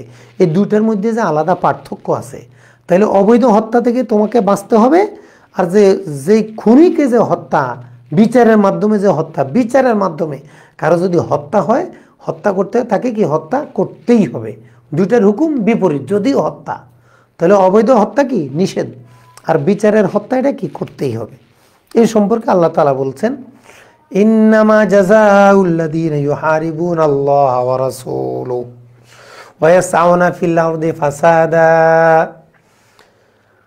যারা বিদ্রোহ করবে, যুদ্ধ করবে, মুখালাফাত করবে আল্লাহ এবং তার রসুলের, অর্থাৎ আল্লাহ রসুল মুসলমানদের সাথে যারা বিদ্রোহ করবে, ওয়ায়াসআউনা ফিল আরদি ফাসাদা, সায়ান, জমিনে বিশৃঙ্খলা নিয়ে ঘুরে বেড়াবে, সন্ত্রাস করবে, ডাকাতি করবে, মানুষ মেরে ফেলবে, এই বিশৃঙ্খলা যারা করবে, ইন্নামা জাযা, তাদের একমাত্র প্রতিদান হলো আইয়ুকাত্তালু, তাদেরকে টুকরা টুকরা করা, আও ইউসাল্লাবু, তাদেরকে শুলিতে চড়ানো, আও তুকাত্তা আইদিহিম ওয়া আরজুলুহুম মিন খিলাফ, বিপরীত দিক থেকে হাত পা কেটে ফেলা, ডান হাত বাম পা বিপরীত দিক থেকে হাত পা কেটে ফেলা। তাহলে আল্লাহ, আও ইয়ানফাউ মিনাল আরদ, অথবা তাকে নির্জন বাসে অর্থাৎ কারাবন্দি করা, কারাবন্দি করা। তো আল্লাহ তাআলা এখানে কি করলেন? ইকত্তালু, টুকরা টুকরা করা, কতালাকতুলু হত্যা করা, আর কত্তালা মানে টুকরা টুকরা করা। এদেরকে এই আয়াতটা, এই বিধানটা এই রসুল সাল্লাল্লাহু আলাইহি সাল্লামের কাছে ওই আসা পর্যন্ত চলছিল। এই সময় এটার ওহি আসেনি, এটা বৈধ ছিল। কিন্তু যখন আল্লাহ তাআলা নবীজিকে জানিয়ে দিলেন কোনোভাবেই মানুষের অঙ্গচ্ছেদ করা যাবে না, মুসলা করা যাবে না, টুকরা টুকরা করা যাবে না, এরপর থেকে নবীজি কি করে দিলেন? এটা নিষেধ করে দিলেন। তাহলে ওই নিষেধের বিধান আসার আগে এটা ছিল। এজন্য ওরা যেভাবে নবীজির রাখালকে মর্মান্তিকভাবে শহীদ করে দিল, তাদেরকে ঠিক সেভাবেই হত্যা করতে নবীজি আদেশ করলেন। মরুভূমিতে একবারে ফেলে রেখে তাদেরকে শুটকি বানিয়ে দেওয়া হলো। যালিকা ফিদ দুনিয়া, যালিকা লাহুম খিজিউন ফিদ দুনিয়া, লাহুম খিজিউন ফিদ দুনিয়া, তাদের জন্য রয়েছে দুনিয়াতে লাঞ্ছনা, ওয়ালাহুম ফিল আখিরাতি আযাবুন আযীম, যারা খুন করবে, সন্ত্রাসী করবে, দুনিয়াতে তো এদের জন্য লাঞ্ছনা আছেই, পরকালে রয়েছে মহান শাস্তি, মহাশাস্তি। তারা যদি তওবা না করে পরকালের শাস্তি পাবে, আর দুনিয়ার শাস্তির সাথে সাথে যদি তওবা করে তাহলে পরকালের শাস্তি পাবে না, কিন্তু দুনিয়ার শাস্তি তাকে ভোগ করতে হবে। এই জন্য খুনের শাস্তি যদি ওয়ারিশরা মাফ না করে, সে তওবা করলেও কেসাস থেকে সে বাঁচতে পারবে না। চুরি তওবা করলেও হাত কাটা বন্ধ হবে না। মদ খেয়ে তওবা করলেও তার হদ এগুলো বন্ধ করা যাবে না, তবে পরকালীন শাস্তি দিয়ে সে বাঁচবে। ইল্লাল্লাযীনা তাবু মিন ক্বাবলি আন তাকদিরু আলাইহিম, তোমরা তাদেরকে ধরার পূর্বে যারা তওবা করে ভালো হয়ে যাবে, তারা ব্যতীত। কেউ যদি তওবা করে ভালো হয়ে যায়, তাহলে যে কোনো অন্যায় করে ধরার পরে, ধরা খাওয়ার আগে যদি তওবা করে ভালো হয়ে যায়, আর সেটা যদি হুদুদুল ইসলাম না হয়, শরীয়তের যে হদ আছে, এই হত্যা, জেনা, মদ, এগুলো যদি না হয়, তাহলে আল্লাহ তাআলা তাকে মাফ করে দিবেন। একটা অন্যায় করছে, আরেকজনের ধরার আগে সে ভালো হয়ে গেছে, সমস্যা নেই। কিন্তু যদি কোনো হদের কাজ করে, সে তওবা করলেও ধরা খাওয়ার পরে তাকে শাস্তি নিতে হবে। এই জন্য চুরি করার পরে যদি 1 কোটিবারও আস্তাগফিরুল্লাহ বলে, একবারে সত্যি সত্যি অনুতপ্ত হয়ে যায়, হাত কাটা মাপ নাই। ডাকাতি করার পরে যদি একবারে সত্যি সত্যি ভালো হয়ে যায়, হাত পা কাটা মাপ নেই। এখন মনে করেন একটা সন্ত্রাসকে ধরে এভাবে ফাঁসিতে যদি ঝুলাই দিয়ে যদি একটা ফুট ওভারের নিচে ঝুলাই রাখা যাইতো, রাত 3টায় কে ডাকাতি করতে আসতো? কে আসতো বলেন? এইভাবে আমাদের যে স্টেডিয়ামগুলো আছে, ওই স্টেডিয়ামে যদি চোরের হাত কাটা হতো, আর এটাকে ভিডিও করে যদি সারা দেশে ছড়ানো হতো, কে চুরি করতো? এই জন্য আল্লাহ তাআলা বলছেন, কেসাসের মধ্যে তোমাদের জীবন রয়েছে। অর্থাৎ আদালত, তোমার দেশের হাইকোর্ট, সুপ্রিম কোর্ট, কোর্টগুলো যদি কেসাস, হুদুদের বিধান প্রতিষ্ঠা করে, তারা যদি ইহুদি খ্রিস্টানও হয়, যদি তারা কেসাসের বিধান প্রতিষ্ঠা করে, তাহলে আল্লাহ তাআলা তাদেরকে পার্থিব শান্তি দিয়ে দিবেন, তাদের জানমালের নিরাপত্তা আল্লাহ তাআলা দিয়ে দিবেন, যদিও তারাও মুসলিম হয়। আর মুসলমানদের আদালতে যদি হুদুদ কেসাস না থাকে, যদিও তারা মুসলমান, একটাও নিরাপদে থাকবে না, জানও থাকবে না, মালও থাকবে না, মানও থাকবে না, একটা নিরাপত্তা থাকবে না। এই জন্য আমাদের স্বার্থে আমাদের আদালতগুলোকে হুদুদ কেসাস দিয়ে সাজানো উচিত। এগুলা যারা রাষ্ট্রপ্রধান, তাদের এগুলা চিন্তায় আনা উচিত। ফা'লামু আন্নাল্লাহা গফুরুর রহিম, জেনে রাখো নিশ্চয়ই আল্লাহ তাআলা ক্ষমাশীল এবং দয়ালু। ইয়া আইয়ুহাল্লাযীনা আমানু, হে ঈমানদারগণ ইত্তাকুল্লাহ, তোমরা আল্লাহকে ভয় করো, আল্লাহর শাস্তিকে ভয় করো, আল্লাহর বিধানগুলোকে মেনে চলো। ওয়াবতাগু ইলাইহিল ওয়াসিলা, আল্লাহ পাওয়ার মাধ্যমগুলোকে তোমরা তালাশ করো। আল্লাহ পাওয়ার মাধ্যম, ওয়াবতাগু ইলাইহিল ওয়াসিলা, আল্লাহর কাছে পুষতে পারো, আল্লাহর রেজামন্দি খুশি তোমরা পেতে পারো এমন মাধ্যমগুলো তোমরা তালাশ করো। এর মধ্যে মাধ্যম কি? মাধ্যম হলো নেক আমল, কোরআন সুন্নাহ, এগুলো হলো মূল উসিলা, এগুলো হলো মূল উসিলা। আর কোরআন সুন্নাহ বুঝতে হলে যারা কোরআন সুন্নাহ বুঝে তাদের কাছে যেতে হবে। এই জন্য হক্কানি পীর মাশায়েখ আলেম ওলামা এটা হলো দ্বিতীয় স্তরের উসিলা। তাহলে আমরা পীর মাশায়েখের কাছে কেন যাই? পীর মাশায়েখের রাজি খুশির জন্য, যা আল্লাহকে পাওয়ার জন্য, আল্লাহকে পাওয়ার জন্য। কেউ যদি কোনো পীরকে পাওয়ার জন্য পীরের কাছে যায় তাহলে এটা কিন্তু জায়েজ না, এটা সম্পূর্ণ না জায়েজ। পীরও না জায়েজ, এই মুরিদও না জায়েজ, দুজন না জায়েজের মধ্যে পড়ে যাবে। কিন্তু পীর যদি মানুষকে ডাকে আল্লাহর পথে, মুরিদ যদি পীরের কাছে যায় আল্লাহকে পাওয়ার জন্য, হক্কানি পীরের কাছে যায়, তাহলে দুজনই নেকের অধিকারী হবে। এখন আমাদের দেশে আমাদের একদল ভাই আছেন, খুব ইসলামী আন্দোলন, ইসলাম প্রতিষ্ঠা করে ফেলবেন। যে সকল পীর উনাদের দল করে তাদের পীরগিরি ঠিক আছে, আর যে সকল পীর উনাদের দল করবে না এই পীর মুরিদি শিরক। যে ইসলামী রেনেসাঁ আন্দোলনে সাইদ আবুল আলা মওদুদী সাহেব এগুলা লিখে গেছেন, আল্লাহ তাআলা উনারে ক্ষমা করুক। ওনার মধ্যে অনেক খারিজি আকীদা ছিল, বাতিল আকীদার ডিপু উনার মধ্যে ছিল। একজন মুসলমান মারা গেছে, আমরা তো আর উনাকে লানত দেওয়ার প্রয়োজন নাই তো। বরং ওই ভুলগুলো যারা অনুসরণ করে আমরা তাদেরকে বলতে পারি এটা ভুল, এটা ভুল। উনি বলেছেন ডায়াবেটিস রোগীর জন্য চিনি যেমন ক্ষতিকর, মুসলমানদের জন্য পীর মুরিদি এর চেয়েও বেশি ক্ষতিকর। মানে তাসাউফকে তিনি অস্বীকার করলেন। এখন আমরা অধুনা বাংলাদেশে দেখছি যে সকল দরবার পিসা হুজুর উনাদের পক্ষে ওই সকল পীরগিরি ঠিক আছে, আবার যেই পিসাবরা উনাদের পক্ষে কয় না এই পীর মুরিদি ভেজাল আছে। আসলে এখন আমরা কাকে কি বলবো? আমাদের তো বলার ওই ভাষা নাই, স্তরও নাই, কিছুই নাই। তো আমাদের স্বাভাবিক কথাগুলো ছাড়া বলার আসলে আর কিছু থাকে না। তো এখানে আমাদের মধ্যে একটা ভ্রান্তি কাজ করে। এই আয়াতের কাছে আসলে আল্লাহ তাআলা বললেন তোমরা আল্লাহর নৈকট্য লাভের মাধ্যমগুলো তালাশ করো, ওয়াবতাগু ইলাইহিল ওয়াসিলা, আল্লাহর কাছে পুষতে পারে এমন মাধ্যম তালাশ করো। তো এর মধ্যে সলিড নির্ভেজাল মাধ্যম কি? কোরআন সুন্নাহ।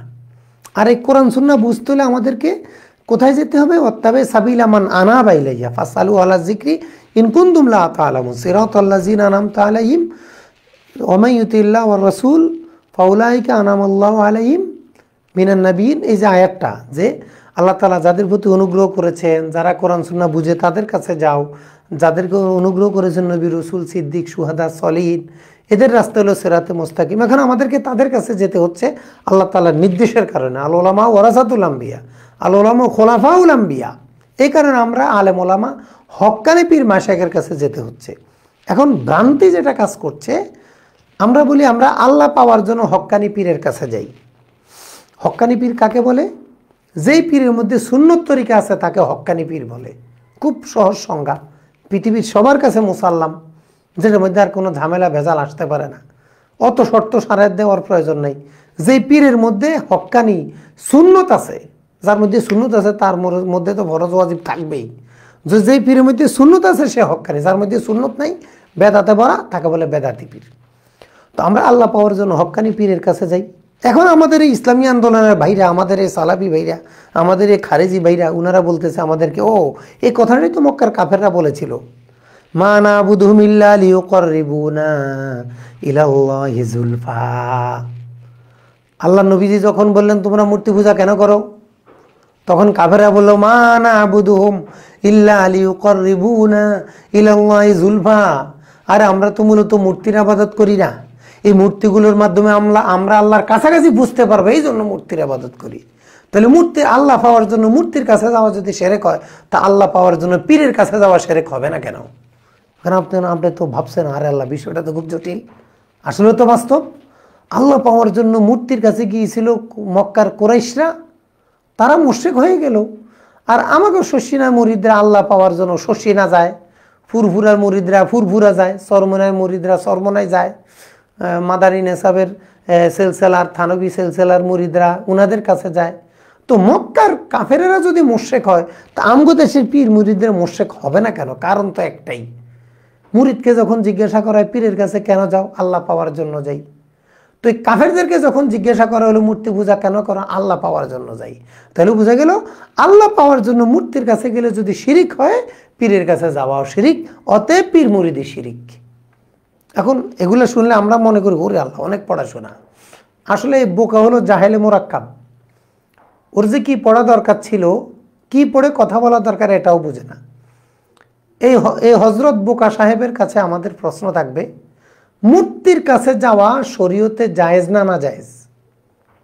ওর রুজিজা ফাহজুর, মূর্তি পূজা ছেড়ে দাও, মূর্তির কাছে যাওয়া শরীয়ত কর্তৃক নিষেধ। আর আহলুল্লাহ আহলুল জিকির আলেম ওলামা হক্কানি পীর মাশায়েখের কাছে যাওয়া এটা কি শরীয়তের নিষিদ্ধ বিষয় না আদিষ্ট বিষয়? ওয়াত্তাবে সাবিলা মান আনাবা ইলাইয়া, অনুবাদটা পড়েন শুধু, যারা আমার অভিমুখী তোমরা তাদের অনুসরণ করো। ফাসআলু আহলা যিকরি ইন কুনতুম লা তা'লামুন, যদি না জানো যারা জানে তাদেরকে জিজ্ঞাসা করো। তাহলে কোরআন কি বললো? যারা জানে তাদের কাছে যাও। কোরআন কি বললো? যারা আল্লাহওয়ালা তাদের কাছে যাও। সিরাতে মুস্তাকিম কোনটা? আল্লাহওয়ালারা যেই পথে চলে সেই পথে। আল্লাহওয়ালাকে কোরআন সুন্নাহ অনুযায়ী যে চলে সে। কোরআন সুন্নাহ বুঝতে হবে কার কাছে? আল্লাহওয়ালা আলেম ওলামার কাছে। আল্লাহওয়ালা আলেম ওলামা বুঝবো কিভাবে? কোরআন সুন্নাহ মেনে যে চলে সে। তাইলে এখানে দুইটা বিপরীত বিষয়ের উপর কেয়াসকে খাটানো হয়েছে।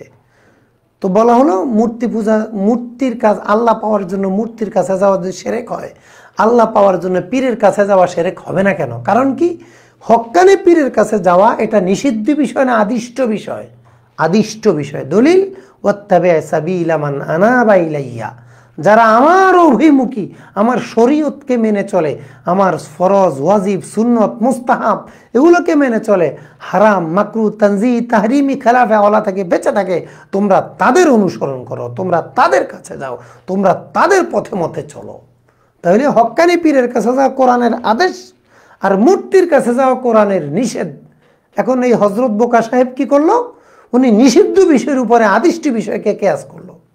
বলেন উনি এবার কোন স্তরের বোকা? বোকা টু দি পাওয়ার, বোকা হোল স্কোয়ার, না বোকা কিউব, না বোকা টু দি পাওয়ার অগণিত? এটাকে বলে বোকা টু দি পাওয়ার অগণিত। এই বোকামির পাওয়ারের কোনো শেষ নাই। কেন? সে নিষিদ্ধ বিষয়ের উপরে আদিষ্ট বিষয়কে অনুমান করে হুকুম লাগাইয়া দিল। আমার এই আলোচনাটা আপনাদের বুঝতে কারো যদি কষ্ট হয় বা কোনো ধরনের ডাউট থাকে, তাহলে আপনারা আমাকে প্রশ্ন করবেন, হোয়াটসঅ্যাপে প্রশ্ন পাঠাবেন। আমরা ইনশাল্লাহ আপনাদেরকে অনেক সময় দিব এই ব্যাপারে। আমাদের অনেক কোরআন সুন্নাহর অনেক বিস্তারিত নস রয়েছে, আমরা এগুলো পড়লে ইনশাল্লাহ বুঝবো।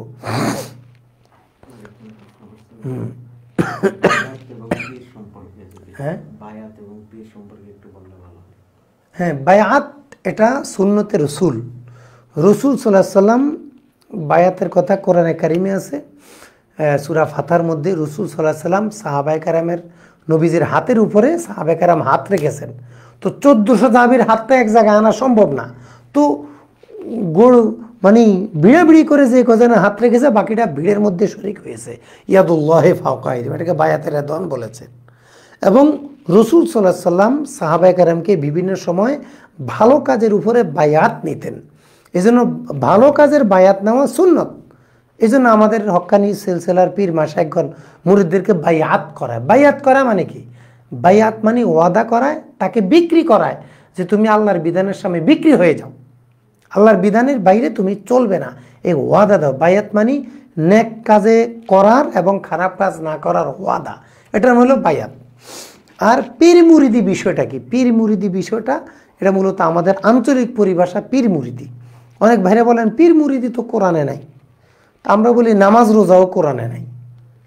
নামাজ রোজা কোরআনে আছে নাকি? আপনি জানেন নামাজ রোজা এটি হলো ফার্সি শব্দ, পীর এটা হলো ফার্সি শব্দ। কোরআন কি ফার্সি ভাষা নাজিল হয়েছে যে সেখানে ফার্সি শব্দ থাকবে? তা আমাদের যারা শ্রোতা, আমরা যখন মাহফিলে বয়ান করি, আমাদের যারা শ্রোতা সব তো এমটি মেমোরি, এত বড় আমাদের মানে বোকার দেশে কোন ওয়াজ করলে যথেষ্ট হয় জানি না। মনে করেন একটা মাহফিলে যদি 1 লক্ষ শ্রোতা থাকে, এর মধ্যে 90,000 হলো নির্ভেজাল বোকা। যে কোনো কথা বলবেন ঠিক কিনা ঠিক, এই ব্যাকল তুই শুনছ হুজুরে কি বলছে, তুই ঠিকই কি হিসাবে বললি, পড়াশোনা করে আসছে হুজুরে, তুই ঠিক করলি কে, তুমি কি এটা পড়ছ, তুমি জানো, তুমি ঠিক বললা কেন? আর আমরা হুজুররাও আমরা মানে 15-20 বছর মাদ্রাসা পড়ে এরপর ওয়াজের মাহফিলে যাই পরীক্ষা দিতে, ভাইরা ঠিক কিনা ঠিক, তো পড়াশোনা করছেন আপনি, আর স্বীকৃতি দিল সাধারণ মানুষ। এটা কি বিজ্ঞজনের কাজ? আপনি আঞ্চলিক কিছু জিজ্ঞাসা করতে পারবেন, আপনাদের এলাকায় এই কাজটা এভাবে হয় ঠিক কিনা, কিন্তু শরীয়তের বিষয়ে আপনি সাধারণ মানুষকে কেন জিজ্ঞাসা করেন? কিন্তু আমাদের আজারি ভাই বেশি বেশি ঠিক কিনা বলে, এটা আসলে ঠিক না। এত ঠিক কিনা কি সাধারণ মানুষ, আপনি আজার পড়ছেন, আপনি এখন মালয়েশিয়া পড়েন, আপনার তাকরির যদি রিক্সাওয়ালা দেয়, ভ্যান ড্রাইভার দেয়, আপনার তাকরির যদি তরকারিওয়ালা যদি আপনাকে স্বীকৃতি দিতে হয়, এটা আসলে আমাদের এক ধরনের বোধ হয় শানের খেলা, বোকামি। এজন্য এটা করা যাবে না। তাহলে আমাদের দেশের অধিকাংশ মানুষ কিন্তু কি বোকা, যখন ওয়াজের মধ্যে এগুলা বলে ঠিক কিনা, সবাই বলে ঠিক। এই কি ঠিক? তুমি জানো, তুমি আয়াতের ব্যাখ্যা পড়ছো, তাফসির পড়ছো, তুমি তো কিছুই জানো না, ঠিক বলো, চুপ থাকবা। বলুন যে আমরা জানি না, আপনি বলেন।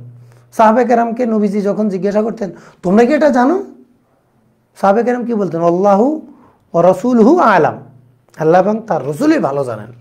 আর যদি জানতেন তাহলে সেটা বলতেন।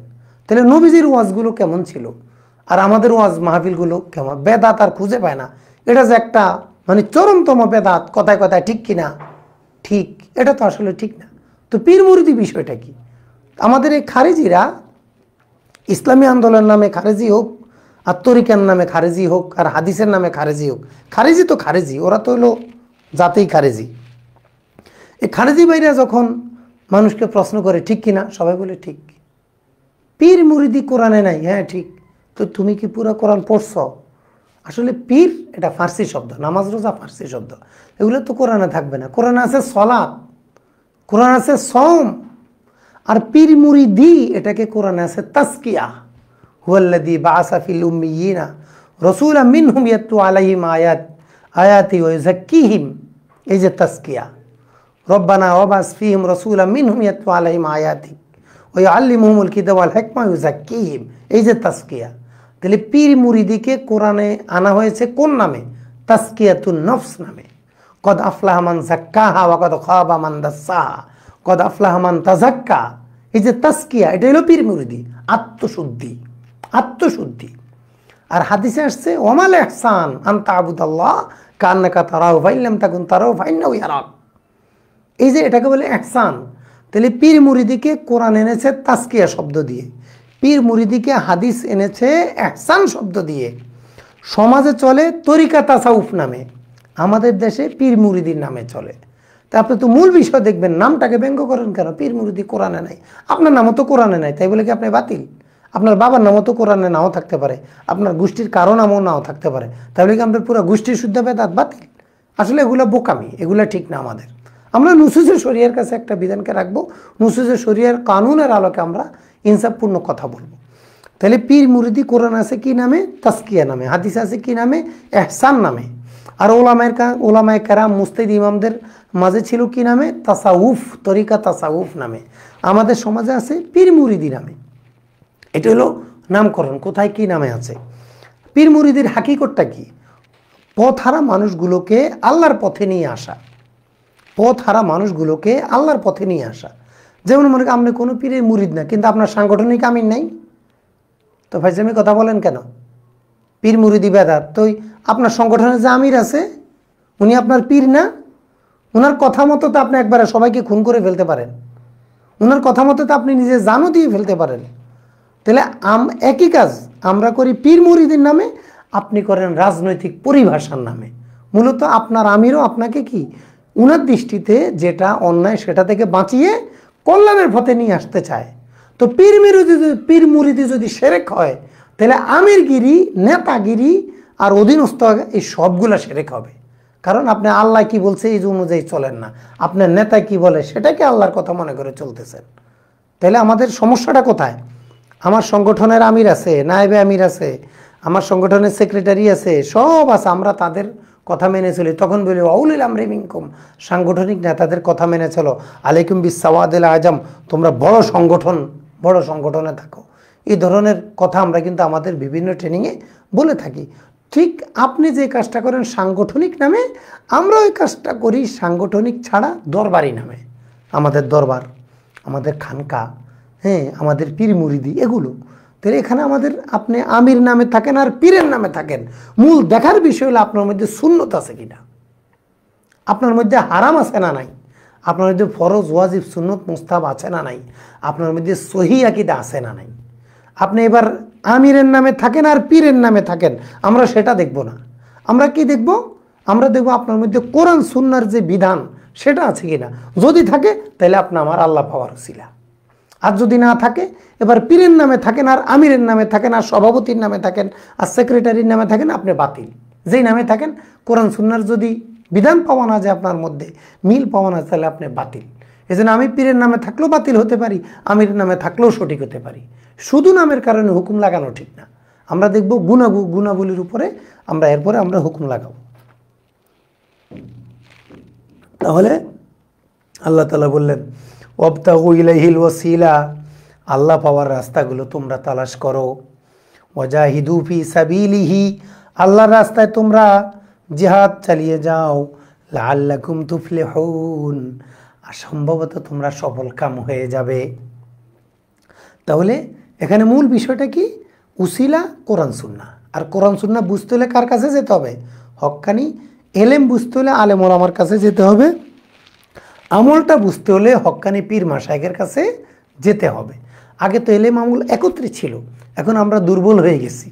আমাদের যারা পীর থাকেন ওনারা তালিম তরবিয়ত ওনাদের বিষয়গুলো নিয়ে ব্যস্ত থাকার কারণে ওই মুহাদ্দিস মুফতির মতো মোতালার সুযোগ পান না। আর মুহাদ্দিস মুফতি যিনি হন উনি ওনার মোতালার চাপের কারণে ওই পীর সাহেবের মতো জিকির আজকার নফল ইবাদত করতে পারেন না। এই জন্য আমরা ভাগ করে নিয়েছি, ভাই আপনি এই খেদমতের আঞ্জাম দেন, আপনি এই খেদমতের আঞ্জাম দেন, তবে আমাদের যখন যার যেটা আমরা পরস্পর আমদানি রপ্তানি করব। আমার যদি কোনো মাসালা লাগে আপনি সমাধান দিবেন, আমার যদি কোনো আমলের পদ্ধতি লাগে আপনি বলে দিবেন। এজন্য অনেক পীরের অধীনে তার চেয়েও বড় বড় আলেমরা মুরিদ থাকে। কেন থাকে? কারণ পীরের মধ্যে এমন একটা নূর আছে যে আমলের নূরটা আমার মধ্যে আসলে আমিও আল্লাহওয়ালা হয়ে যাব। এই জন্য হক্কানি পীর মুরিদি চর্চা করতে হয়, তরিকা চর্চা করতে হয়। আর যারা কথা ঠাস করে বলে দেন পীর মুরিদি সেরেক, আমনের নেতা কর্মী গিরিও সেরেক। একই মাসালা, একই মাকি চালাই, একই ইল্লত, একই কেয়াস। পারলে আলাদা করে আমাদেরকে দেখাবেন, আমরা ইনশাল্লাহ বোঝার চেষ্টা করব। মাজার জিয়ারত ইসলাম জায়েজ, ওলিদের মাধ্যম বানিয়ে আল্লাহ তাআলার কাছে চাওয়া জায়েজ, তবে মেয়েরা মাজারে যেতে পারবে না। কোনো মেয়ে মাজারে জিয়ারত উদ্দেশ্যে গেলে তার প্রত্যেকটা পদে গুনাহ হবে, এই আকীদা কি সঠিক আছে? না, আমাদের ইসলামী শরীয়তের মেজাজ হলো, হানাফি মাযহাব হলো, মহিলারা মসজিদও যাবে না, মহিলারা কবর জিয়ারতও যাবে না। কারণ কি? কারণ হলো মহিলারা একটা ইনব্যালেন্স জাতি। ইনব্যালেন্স জাতি বলতে আমরা বুঝি তারা যখন কান্না শুরু করে লিমিটে রাখতে পারে না। এটা অধিকাংশ মহিলার ক্ষেত্রে এমনই হয়। এজন্য ফুকাহে কেরাম এহতিয়াতান ওনাদেরকে মাজারেও যেতে দেন না, মসজিদেও যেতে দেন না। এবং এটাই হানাফি মাযহাবের কথাগুলো এরকমই। এই জন্য কতটুকু গুনাহ হবে, পায়ে পায়ে গুনাহ হবে, এগুলো তো আমরা বলতে পারি না নথ ছাড়া। তো আমরা ফিকের কথাটা বলতে পারি যে ওলামায়ে কেরাম মহিলাদেরকে মসজিদ এবং মাজারে নিষেধ করেন, কারণ তারা সহজে ভেঙে পড়ে। এজন্য তাদেরকে নিষেধ করেন। আমরা মহিলাদেরকে কবরের কাছেও নিব না, মসজিদেও নেব না। ইন্নাল্লাযীনা কাফারু লাও আন্না লাহুম মা ফিল আরদি জামিআ ওয়া মিসলাহু মা'হু লিয়াফতাদু বিহি মিন আযাবি ইয়াউমিল কিয়ামাহ মা তুকব্বিলা মিনহুম ওয়া লাহুম আযাবুন আলীম। ওগুলা দিয়ে দাও, ঘুমিয়ে আসছি। ইন্নাল্লাযীনা কাফারু, নিশ্চয় যারা কাফির, হাসরের মাঠের শাস্তির বিভীষিকাময় অবস্থা দেখে লাও আন্না লাহুম মা ফিল আরদি জামিআ ওয়া মিসলাহু, আসমান জমিনে যত সম্পদ আছে সকল সম্পদ যদি তাদের থাকে এবং সমপরিমাণ সম্পদও যদি থাকে, তা যদি তারা আল্লাহ লিয়াফতাদু বিহি মিন আযাবি ইয়াউমিল কিয়ামাহ, কিয়ামতের দিনের শাস্তি থেকে বাঁচার জন্য ঘুষ হিসেবে তারা যদি এগুলা দেয়, বিনিময় দেয়, লিয়াফতাদু বিহি, তারা যদি বিনিময় হিসাবে দেয়, কি দেয়? দুনিয়ার সব সম্পদ এবং সমপরিমাণ আরও সম্পদ, এই সব কিছু যদি ঘুষ দেয় ফেরেশতাদেরকে, যে ভাই যা আছে সব দিলাম, প্রথম কথা হলো তো এর সম্পদ তো হাঁসের মাঠে এদের থাকবে না। দ্বিতীয় কথা হলো থাকলেও যদি ধরেও নেওয়া হয়, থাকলেও যদি তারা দেয়, হিসেব কি, মা তুকব্বিলা মিনহুম, তাদের থেকে একটু গ্রহণ করা হবে না। ওয়ালাহুম আযাবুন আলীম, কাফেরদের জন্য রয়েছে যন্ত্রণাদায়ক শাস্তি। তাহলে যারা খুব সম্পদের বড়াই করি আমরা, ওরে সম্পদ, টাকা শুধু কামাইতেই থাকে, খায় না। এক ছাত্রকে জিজ্ঞাসা করলাম, এই তোমার বলে অনেক টাকা, লাখ লাখ টাকা, ভিডিও দাও, ভিডিওতে বলছো তোমার লাখ লাখ টাকা, এত টাকা কি করো তুমি? ছাত্র বললো, হুজুর একটা শোরুম থেকে আরেকটা শোরুম বাড়াই। আমি কি, তুমি বাড়ি করছো? না। আমি কি, বাড়ি করো না কেন? হুজুর একটু ব্যবসাটা একটু গুছাই নেই। আমি কি, তুমি জীবনও ব্যবসা গুছাইতে পারবা না। কারণ যারা শোরুম একটা দেওয়ার পরে আরেকটা নেয়, আরেকটা দেওয়ার পরে আরেকটা নেয়, এদের 64 জেলা, 500-600 থানা, এরপরে বাজার শহর, শোরুমের অভাব হবে না।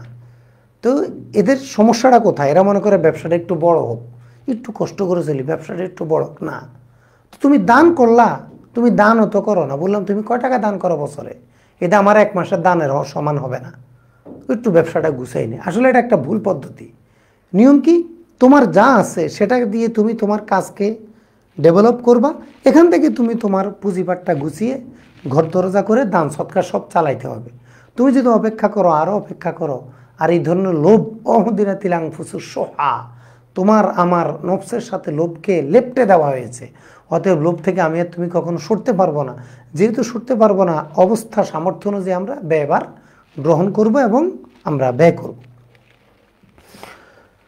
তাহলে এই যে সমপরিমাণ সম্পদ সব কিছুতে, এগুলো কি কখনো তাদের কাছ থেকে কবুল করা হবে না, তাদের জন্য রয়েছে যন্ত্রণাদায়ক শাস্তি।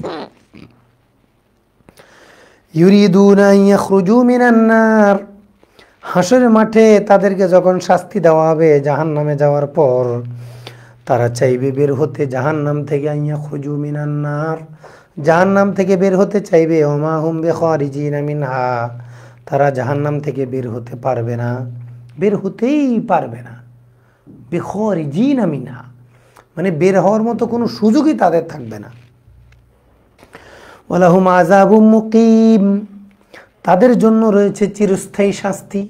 চিরস্থায়ী শাস্তি রয়েছে। আল্লাহ তাআলা সন্ত্রাসের শাস্তির কথা বললেন, এবং এর প্রসঙ্গক্রমে যারা তওবা করবে ভালো হবে, পাশাপাশি প্রসঙ্গ আল্লাহ তাআলা ভালো হওয়ার মাধ্যমগুলো অবলম্বন করতে বললেন এবং চেষ্টা সাধনা চালিয়ে যেতে বললেন। এরপরে আবার নসিহত যখন শেষ হলো, তখন আল্লাহ তাআলা আরেকটা শাস্তির কথা বললেন।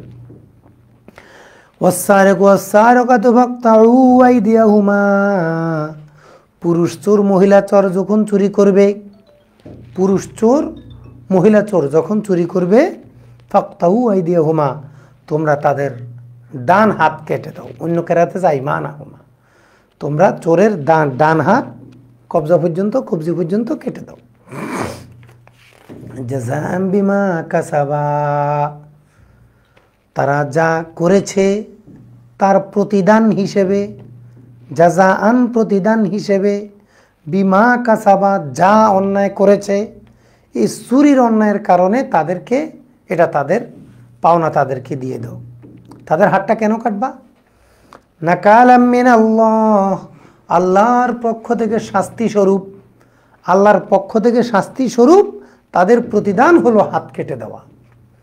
এখন কোনো পণ্ডিত যদি এখানে পণ্ডিতি করতে আসে, হ্যাঁ, একটা লোকের হাত কেটে দিলে খাবে কি? একটা লোকে যদি ডান হাত কেটে দেয়, সে খাবে কি? কয়জনের ডান হাত কাটা লাগবে হিসাব করো।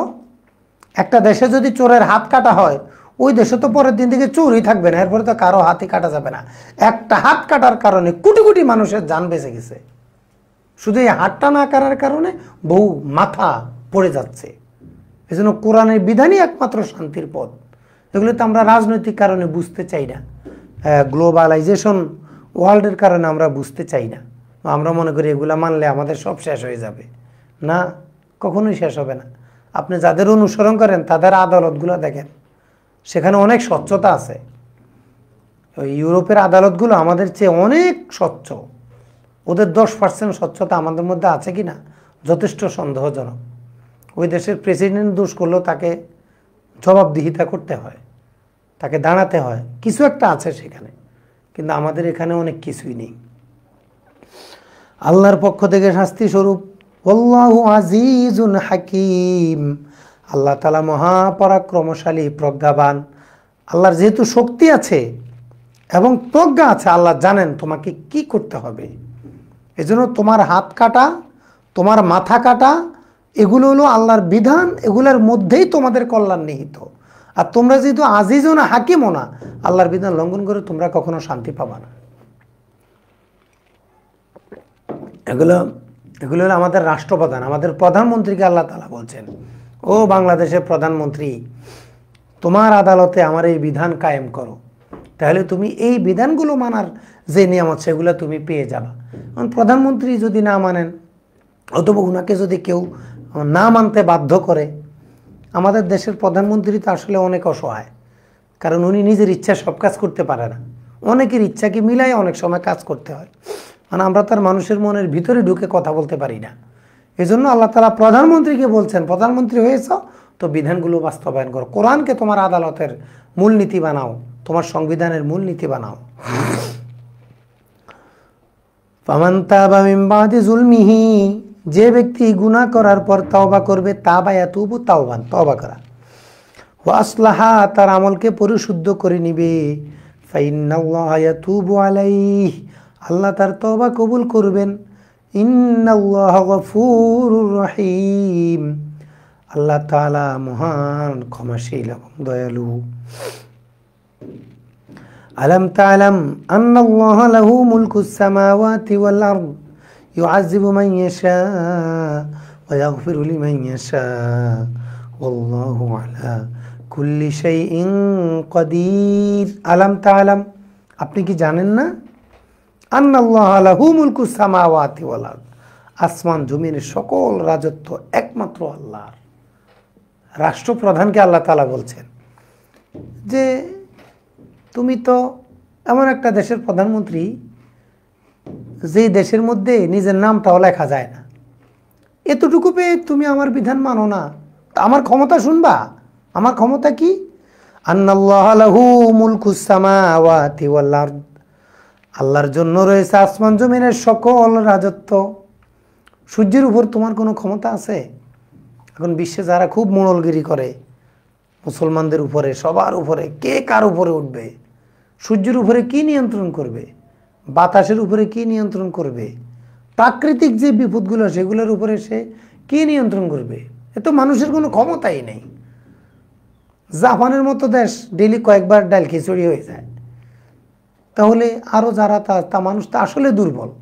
এই মানুষের দুর্বলতার মোকাবেলা আল্লাহর সক্ষমতার কথা আল্লাহ তাআলা তুলে ধরছেন।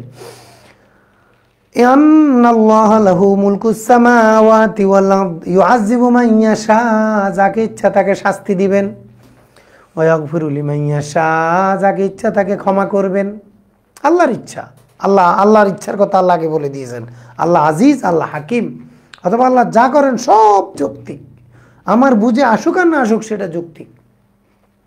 আমরা গণিতের ক্লাসে অনেক অঙ্কই বুঝি না, বুঝতাম না, পরে যখন স্যারে বুঝিয়ে দিত তখন বুঝতাম। হয়তো কিছু অঙ্ক আছে স্যারও বুঝে না, কিছু অঙ্ক আছে আমরাও বুঝি না। আমি বুঝি না এই জন্য এটা ঠিক না, এটা তো আমরা তখন বলি না। তাহলে আল্লাহর বিধানের ক্ষেত্রে কেন নাস্তিকরা সব বুঝতে চায়? ওর অনেক জিনিসই তো ও বুঝে না। ওর চেহারাও নিজে জীবনে দেখছে, চোখ দিয়ে চোখ দেখা যায় না, তুমি আর দেখবা কি? চোখ দিয়ে তোমার চেহারা তুমি দেখতে পারো না, কান দেখতে পারো না, তোমার ছোট্ট একটা নিথর আয়নার কাছে ঠেকাই দিয়েছে আল্লাহ তাআলা। কায়না নেই অথবা আয়নার মতো কিছু নেই, অন্যথায় তুই কখনো নিজেকে দেখতে পাবি না, নিজের চেহারা দেখতে পাবি না। তাহলে আমরা কি পরিমাণ অক্ষম, আর আল্লাহর ক্ষমতা কি পরিমাণ প্রবল। আল্লাহু আলা কুল্লি শাইইন কাদির, আল্লাহ তাআলা সর্ববিষয়ে ক্ষমতাবান, যাকে চায় শাস্তি দিবেন, যাকে চায় মাফ করবেন। যেহেতু আল্লাহর এত ক্ষমতা, অতএব আল্লাহর কাছে তোমরা সারেন্ডার হও, অন্যের কাছে সারেন্ডার হয়ে লাভ নেই। ইয়া আইয়ুহার রাসূল লা ইয়াহজুনকা ইউসারিউ লা ইয়াহজুনক, হে নবী, ইয়া আইয়ুহার রাসূল মানে কি? সম্মানিত রসুল। আমরা বলেছি সরেজামি 269 পৃষ্ঠা। ইয়ার পরে আইয়ু আনা সম্মানের জন্য নয়, আইয়ু আনা হয় ফাসেলার জন্য। যারা বলবে সম্মানের জন্য তারা এই অধ্যায়টা ভালো করে পড়ে নাই অথবা বুঝে নাই। ওই দিন ক্লাসে ফাঁকি মারছিল, ফাঁকি মারার কারণে যেদিন সরেজামির এই পৃষ্ঠা হুজুরে পড়াইছিল, ওই দিন হুজুরে কোথায় যে ফাঁকি দিতে গেছিল, ওই ফাঁকিবাজির কারণে এখন মাঠ সহ গরম হয়ে যায়। এই জন্য বক্তা যদি ফাঁকিবাজ ছাত্র হয়, ওর গরমে পুরা মাঠ সহ কাঁপ, এত গরম। ওই যে পড়াশোনা করে নাই।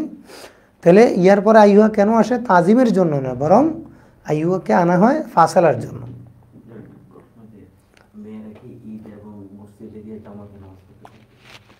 মেয়েরা কখনো ঈদের নামাজে যাবে না, মেয়েরা কখনো মসজিদে যাবে না, এটা হানাফি মাযহাবের ফতোয়া। তারা মসজিদে যাবে না, এটার উপরে আলাদা আলোচনা আছে। আমাদের মাগুর হুজুর ডক্টর মোফাজ্জল হোসেন, ওনার একটা বই আছে এটার উপরে, খুব চমৎকার বইটা, খুব সুন্দর, যে মহিলারা মসজিদে যাওয়ার বিধান। এই বইটা হুজুরের সাথে যোগাযোগ করে আপনারা সংগ্রহ করে নিতে পারেন। ইয়া আইয়ুহার রাসূল, হে রাসূল,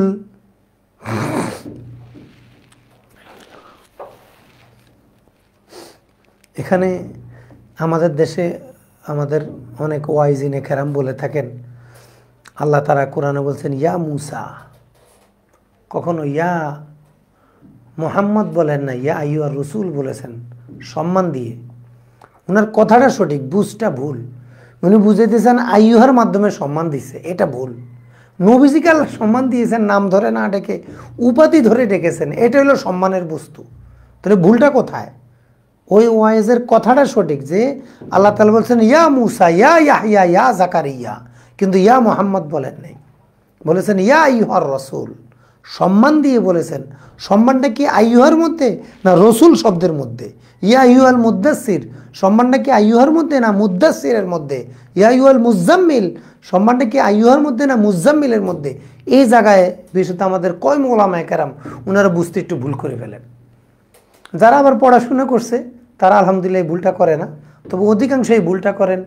হয়তো ওই দিন সবকে ছিলেন না, অথবা কারো কান কথায় কথা বলেন, পড়াশোনা না করে কথা বলার অভ্যাস, এই জন্য ভুলটা করেন। তাইলে এখানে সম্মানটা কোথায়? রসুল শব্দের মধ্যে সম্মান, আইয়ুহার মধ্যে সম্মান নাই, এটা সম্পূর্ণ ভুল কথা।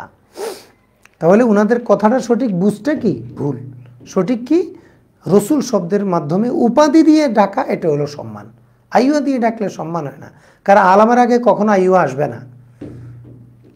আলামের আগে কখনো আইয়ুহা আসবে কোথায়? যদি আলিফ লাম ওয়ালা শব্দ আসে তখন। ইয়া আইয়ুহার রাসূল, হে রাসূল, লা ইয়াহজুনক, আপনাকে যেন ব্যথিত না করে।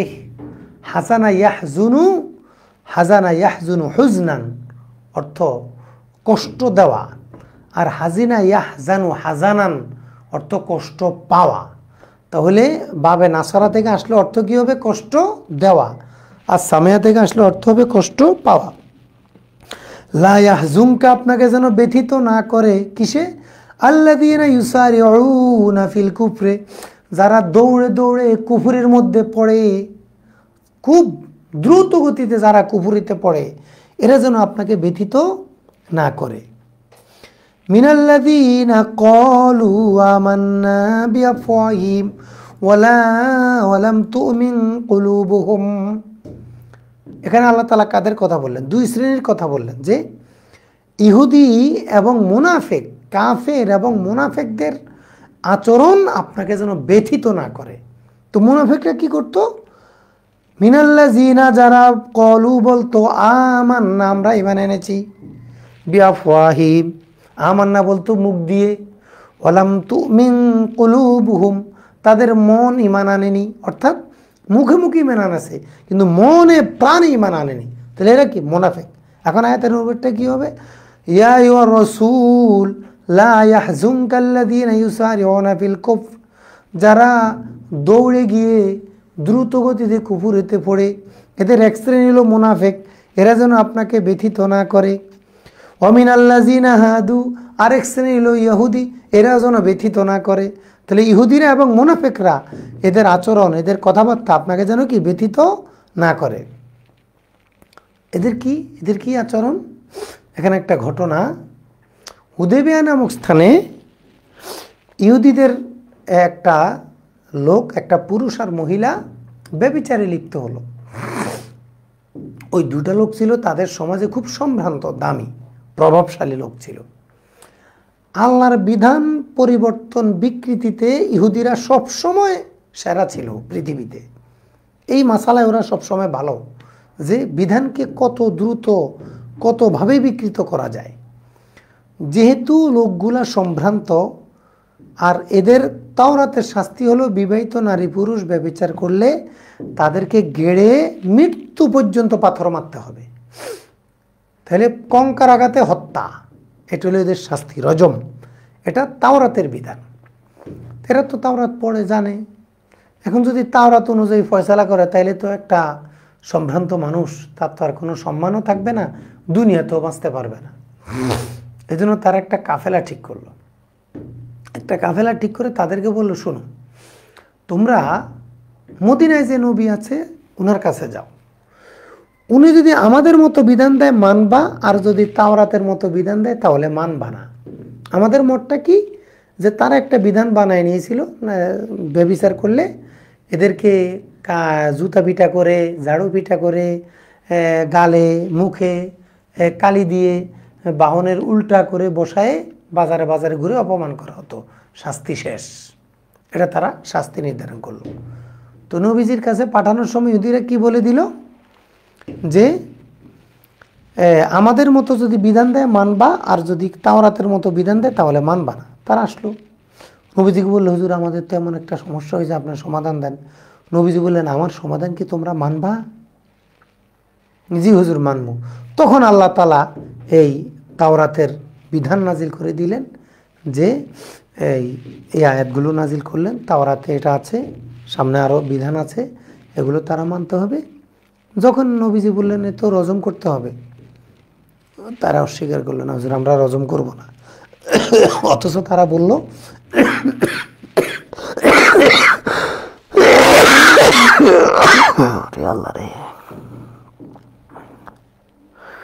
তারা মুখে বলল যে মানবে। নবীজি যখন বিধান দিলেন তখন তারা পুরোপুরি অস্বীকার করলো। তখন নবীজি তাদেরকে জিজ্ঞেস করলো, আচ্ছা তোমাদের ইবনে সুরিয়া সম্ভবত নাম, ওই লোকটা কেমন? মানে সে ছিল, এরা বলল যে এই লোকটা হলো আল্লাহ রসুলের, একটা হলো ওই মুসা আলাইহিস সালামের পরে পৃথিবীতে তাওরাতের সবচেয়ে বড় আলেম, ইবনে সুরিয়া সম্ভবত নামটা। তখন নবীজি বললেন, আচ্ছা তাকে ডাকে আনো, সে কি বিধান দেয় দেখো। তো তাকে ডেকে নিয়ে আসছে। সে তাকে নবীজি কসম টসম করায় বললেন, এবার তুমি সত্য কথাটা বলো, তোমাদের ধর্মগ্রন্থে কি আছে। তখন সে তো সোজা বলে দিল, কারণ বিপদ ভরা মজলিস, ওয়াদা, ব্যক্তিত্ব সব মিলে সে আর কোনো ছলচাতুরি করতে পারলো না। সে রজমের কথাটাই তাওরাত থেকে বলে দিল। এত কিছু করার পরে এরা কি মানলো না। এদের এই না মানার ইতিহাসটাকে আল্লাহ তাআলা এখানে বর্ণনা করছেন, যে ইহুদিরা মুনাফিকদের আচরণ আপনাকে যেন ব্যতীত না করে। কেন? এদের একটা দোষ কি দেখেন, সাম্মাউনা লিল কাযিব, এরা মিথ্যাকে বেশি পরিমাণে গ্রহণ করে, মিথ্যাকে বেশি শুনে বেশি মানে। কারণ ওই যে প্রতিনিধি দল এদেরকে যারা পাঠিয়েছিল, এরা তাদের কথাই মানবে, নবীজির কথা মূলত মানবে না। এজন্য আল্লাহ তাআলা এদের গোমরটা ফাঁস করে দিলেন, সাম্মাউনা লিল কাযিব। সামেয়ার পরে লাম সেলা আসলে হয় গ্রহণ করা। এজন্য আমরা অনেকেই কিন্তু, আমরা যারা মাদ্রাসায় পড়াই, আমরা মোটামুটি, আমি অনেকের সাথে কথা বলেছিলাম, সামি আল্লাহু লিমান হামিদা অর্থ কি। তো ভালো ভালো আলেম বলল, যে আল্লাহর প্রশংসা করে আল্লাহ তা শোনেন। এটা আসলে ভুল অনুবাদ। আপনি অভিধান দেখবেন, সামি আল্লাহু লিমান হামিদা অর্থ হলো যে আল্লাহর প্রশংসা করে আল্লাহ তা কবুল করেন, গ্রহণ করেন। তাহলে সামেয়ার পরে লাম আসলে অর্থ কি হয়? গ্রহণ করা। সাম্মাউনা লিল কাযিব, কেউ আবার এটাকে বলেছেন গোয়েন্দাগিরি করে, দেখে, ঘুরে ঘুরে দেখে। তারা মিথ্যাকে অধিক পরিমাণে শ্রবণকারী, গ্রহণকারী। সাম্মাউনা লিকাওমিন আখারিনা লাম ইয়াতুক, যারা আপনার সামনে নাই এমন একটা সম্প্রদায়ের কথা তারা বেশি শুনবে। অর্থাৎ যে পণ্ডিতেরা মিলে এদেরকে পাঠিয়েছিল, এই ইহুদি প্রতিনিধি দলটা ওই পণ্ডিতদের কথা শুনবে, আপনার কথা শুনবে না। সেই কথাটাও আল্লাহ তাআলা বলে দিলেন, সাম্মাউনা লিকাওমিন, এই লোকগুলো এমন একটা সম্প্রদায়ের কথা বেশি শুনবে, মানবে। আখরিন লিকওমিন আখরিন, যারা অন্য সম্প্রদায়, লাম ইয়াতুক, এরা আপনার কাছে আসে নাই। একদল আসছে আর একদল আসে নাই, যারা আসে নাই এরা তাদের কথা বেশি পরিমাণে শুনবে। ইউহারিফুনাল কালিমা মিন বাদি মাওয়াদিহি, আল্লাহর বিধানকে তার যথাস্থান থেকে বিকৃত করে সরিয়ে ফেলায়। আল্লাহ যেভাবে বলছে সেভাবে না বলে ওই জায়গা থেকে ওই বিধানের সিরত ওই বিধানের সব কিছু তারা পরিবর্তন করে ফেলে। এটা হলো ইহুদিদের কি বৈশিষ্ট্য। আমাদের গোমটা হুজুরদের কাছে আয়াতগুলো বোধহয় তেলাওয়াতে আসে না। ওনারা যে একবারে ফাজালে ইহুদি বলা শুরু করে ইসরায়েলের পক্ষে, এই আয়াতগুলো পড়লে তো বোধহয় ওনাদের একটু ঢোক গিলা সহজ ছিল। ইয়াকুলুনা ইন উতিতুম হাযা ফাখুযুহ, ওই পাঠানোর সময় তারা বলেছিল ইন উতিতুম হাযা, আমাদের এই বিকৃত বিধান, আমাদের মতো যদি ফয়সালা তোমাদেরকে দেওয়া হয়, ফাখুযুহু, তাহলে তোমরা তা গ্রহণ করবে।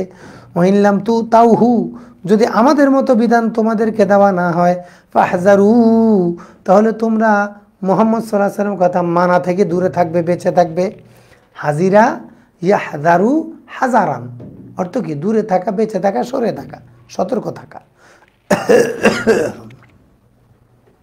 ওয়ামান ইউরিদিল্লাহু ফিতনাতাহু, আল্লাহ যাকে পথভ্রষ্ট করতে চান, ফালাইন তামলিকা লাহু মিনাল্লাহি শাইআ, কিছুতেই আপনি তাকে হেদায়েতের দিতে পারবেন না। ফালান তামলিকা, আপনি কোনো কিছুতেই তার হেদায়েতের মালিক হতে পারবেন না। আল্লাহ যদি কাউকে গুমরাহ করে দেন তখন আপনি তাকে হেদায়েত দিতে পারবেন না। উলাইকাল্লাযীনা লাম ইউরিদিল্লাহু আন ইউতাহহিরা কুলুবাহুম, এই ইহুদিরা এমন সম্প্রদায় যাদেরকে আল্লাহ তাআলা যাদের কলবগুলোকে পবিত্র করতে চান না। লাহুম ফিদ দুনিয়া খিজিউন, দুনিয়াতে তাদের জন্য রয়েছে অপমান। ওয়ালাহুম ফিল আখিরাতি আযাবুন আযীম, পরকালে রয়েছে তাদের জন্য মহান অফুরন্ত শাস্তি। এখানে একটা প্রশ্ন আসে, আল্লাহ যে গুমরাহ করে, আল্লাহ যে পবিত্র করতে চায় না, তাহলে ইহুদিদের দোষটা কোথায়? তাহলে ইহুদিদের দোষ কোথায়? এটা আমরা যে কোনো সময় প্রশ্ন করি। আল্লাহ যাকে ইচ্ছা তাকে হেদায়েত দেন, আমার ইচ্ছা করে না আমার হেদায়েত দেন, আমার কি দোষ? আচ্ছা, আল্লাহ যে তোমাকে আমাকে হেদায়েত দিবেন, আল্লাহ কি তোমারে ফোন করছিল? তোমার নামে কি কোনো ওহী আসছে অমুকের ছেলে অমুকরে হেদায়েত দেওয়া হবে না? আসে নাই। তাহলে তোমার সামনে ভালো খারাপ দোনোটা আছে কিনা? আমার সামনে ভালো খারাপ দোনোটা আছে কিনা? আছে। এবং দোনোটা গ্রহণ করার সুযোগ, এক মানসিক ইচ্ছা আমার আছে কিনা? আছে। এই যে মানসিক ইচ্ছা থাকা সত্ত্বেও আমি গ্রহণ করি না, এই জন্য আল্লাহ আমাকে এটা দিবে না। এখন আমরা কেউ যদি বলি আল্লাহ দিবে না, তাহলে বান্দার দোষটা কোথায়? আসলে কথাটা কি, এখানে দুইটা গুরুত্বপূর্ণ কথা। ভাগ্যকে বিশ্বাস করতে হবে, কিন্তু ভাগ্যের উপর নির্ভর করে বসে থাকা যাবে না। ভাগ্যের উপর নির্ভর করা না জায়েজ, ভাগ্যকে বিশ্বাস করা ফরজ। তকদিরকে যে বিশ্বাস করবে না সে কাফের হয়ে যাবে, তার ঈমান থাকবে না। আর তকদিরের উপর যে নির্ভর করে বসে থাকবে সেও অপরাধী, সেও পাপিষ্ট হয়ে যাবে। তো জান্নাত জাহান্নামের ক্ষেত্রে আমরা তকদিরকে খুব বিশ্বাস করি, ভালো কথা। তো খাওয়া দাওয়ার ক্ষেত্রে বিশ্বাস করি না কেন? ঠিক আছে, আল্লাহর উপর তাওয়াক্কুল করে শুয়ে থাকো, দেখি আল্লাহ খাওয়ায় কিনা। সেটা তো কেউ করে না। একজনকে জিজ্ঞাসা করা হয়েছিল, তোমার ঘরের কি অবস্থা? আমি আর আল্লাহ ভাগে যোগে চালাই। কি বলো, তুমি তো মুশরিক হয়ে গেছো। না, আমি আল্লাহ ভাগে যোগে চালাই। কেমনে চালাও? যেদিন আল্লাহ চালায় সেদিন খাইয়া থাকি, যেদিন আমি চালাই সেদিন না খাইয়া থাকি। আসলে মানুষ কি চালাইতে পারে, মানুষ কি ভাবতে পারে, মানুষ কি করতে পারে, মানুষ কি রূপ দিতে পারে? আল্লাহর ইচ্ছাই মূল ইচ্ছা। এখন এই কথাটা আমরা পরকালের ব্যাপারে যেভাবে বলি, দেখেন দুনিয়ার ক্ষেত্রে একটা লোকও বলে না। বড় বড় দেখবেন চায়ের দোকানের পণ্ডিত, আল্লাহ যারে ভালো লাগে মসজিদে নিবে, যারে পছন্দ করে নিবে না, আমি যাইতে চাইলেও যাইতে পারবো না। এ লোকের কথাটা তো সঠিক, কিন্তু সমস্যাটা কোথায়? আল্লাহ না চাইলে তুমি যাইবা কিভাবে? ভাগ্যে যদি মসজিদ না থাকে তুমি কখনো তো যাইতে পারবা না। তাহলে সমস্যাটা কোথায়? সে ভাগ্যের উপরে নির্ভর করে বসে রয়েছে, এটা সমস্যা। তাহলে ভাগ্যের ক্ষেত্রে আমাদের কথা কি হবে? আমরা তাকদীর, ভাগ্যকে বিশ্বাস করব যে আল্লাহ যা চায় সেটাই হবে, ভাগ্যে যেটা আছে সেটাই হবে, যেটা নাই সেটা কখনোই হওয়ার মতো নয়, এটাই আমাদের বিশ্বাস। তবে ভাগ্যের উপরে নির্ভর করে বসে থাকা না জায়েজ। যেমনিভাবে আমরা দুনিয়ার ক্ষেত্রে কখনো ক্ষুধার ক্ষেত্রে, খাবারের ক্ষেত্রে, নফসানিয়তের ক্ষেত্রে কিন্তু ভাগ্যের উপরে কখনো নির্ভর করে বসে থাকি না। পেটের ক্ষুধার জ্বালাকে নিবারণের জন্য আমরা কিন্তু কাজে বেরিয়ে যাই। ঠিক পরকালীন সফলতা ব্যর্থতা এগুলোর জন্য আমাদেরকে নেক আমলে বেরিয়ে যেতে হবে, গুনাহ থেকে বেঁচে থাকতে হবে।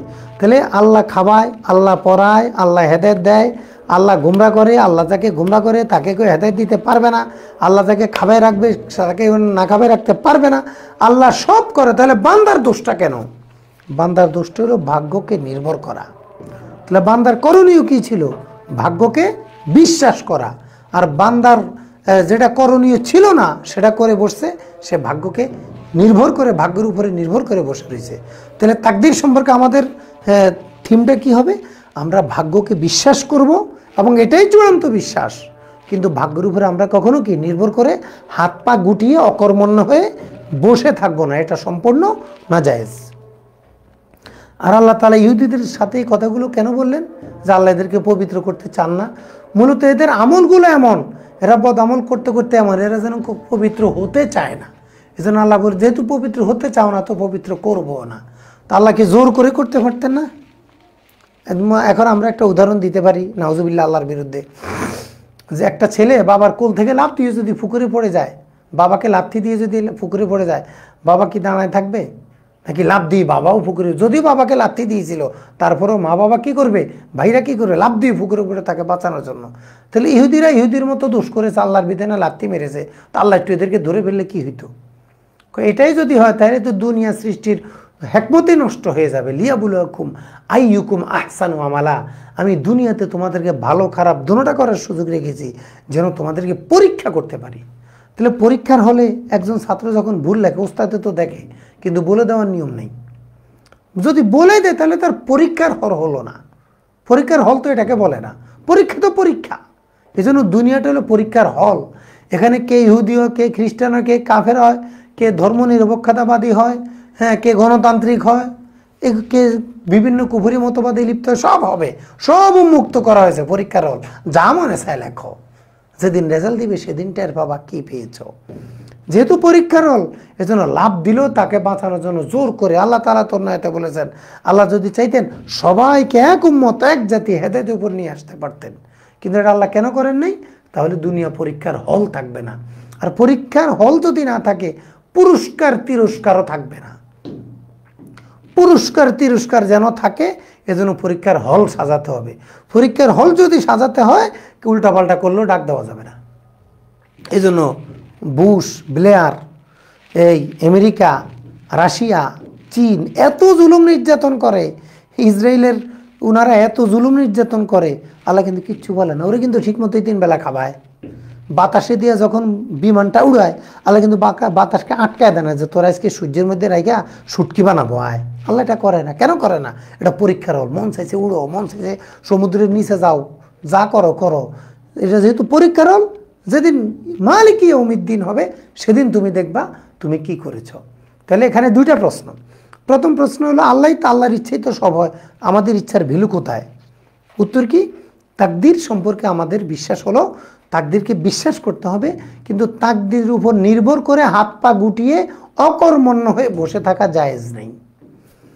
তাহলে আল্লাহ কি জোর করে কি হেদায়েত দিতে পারে না? অবশ্যই পারেন। দিবেন না কেন?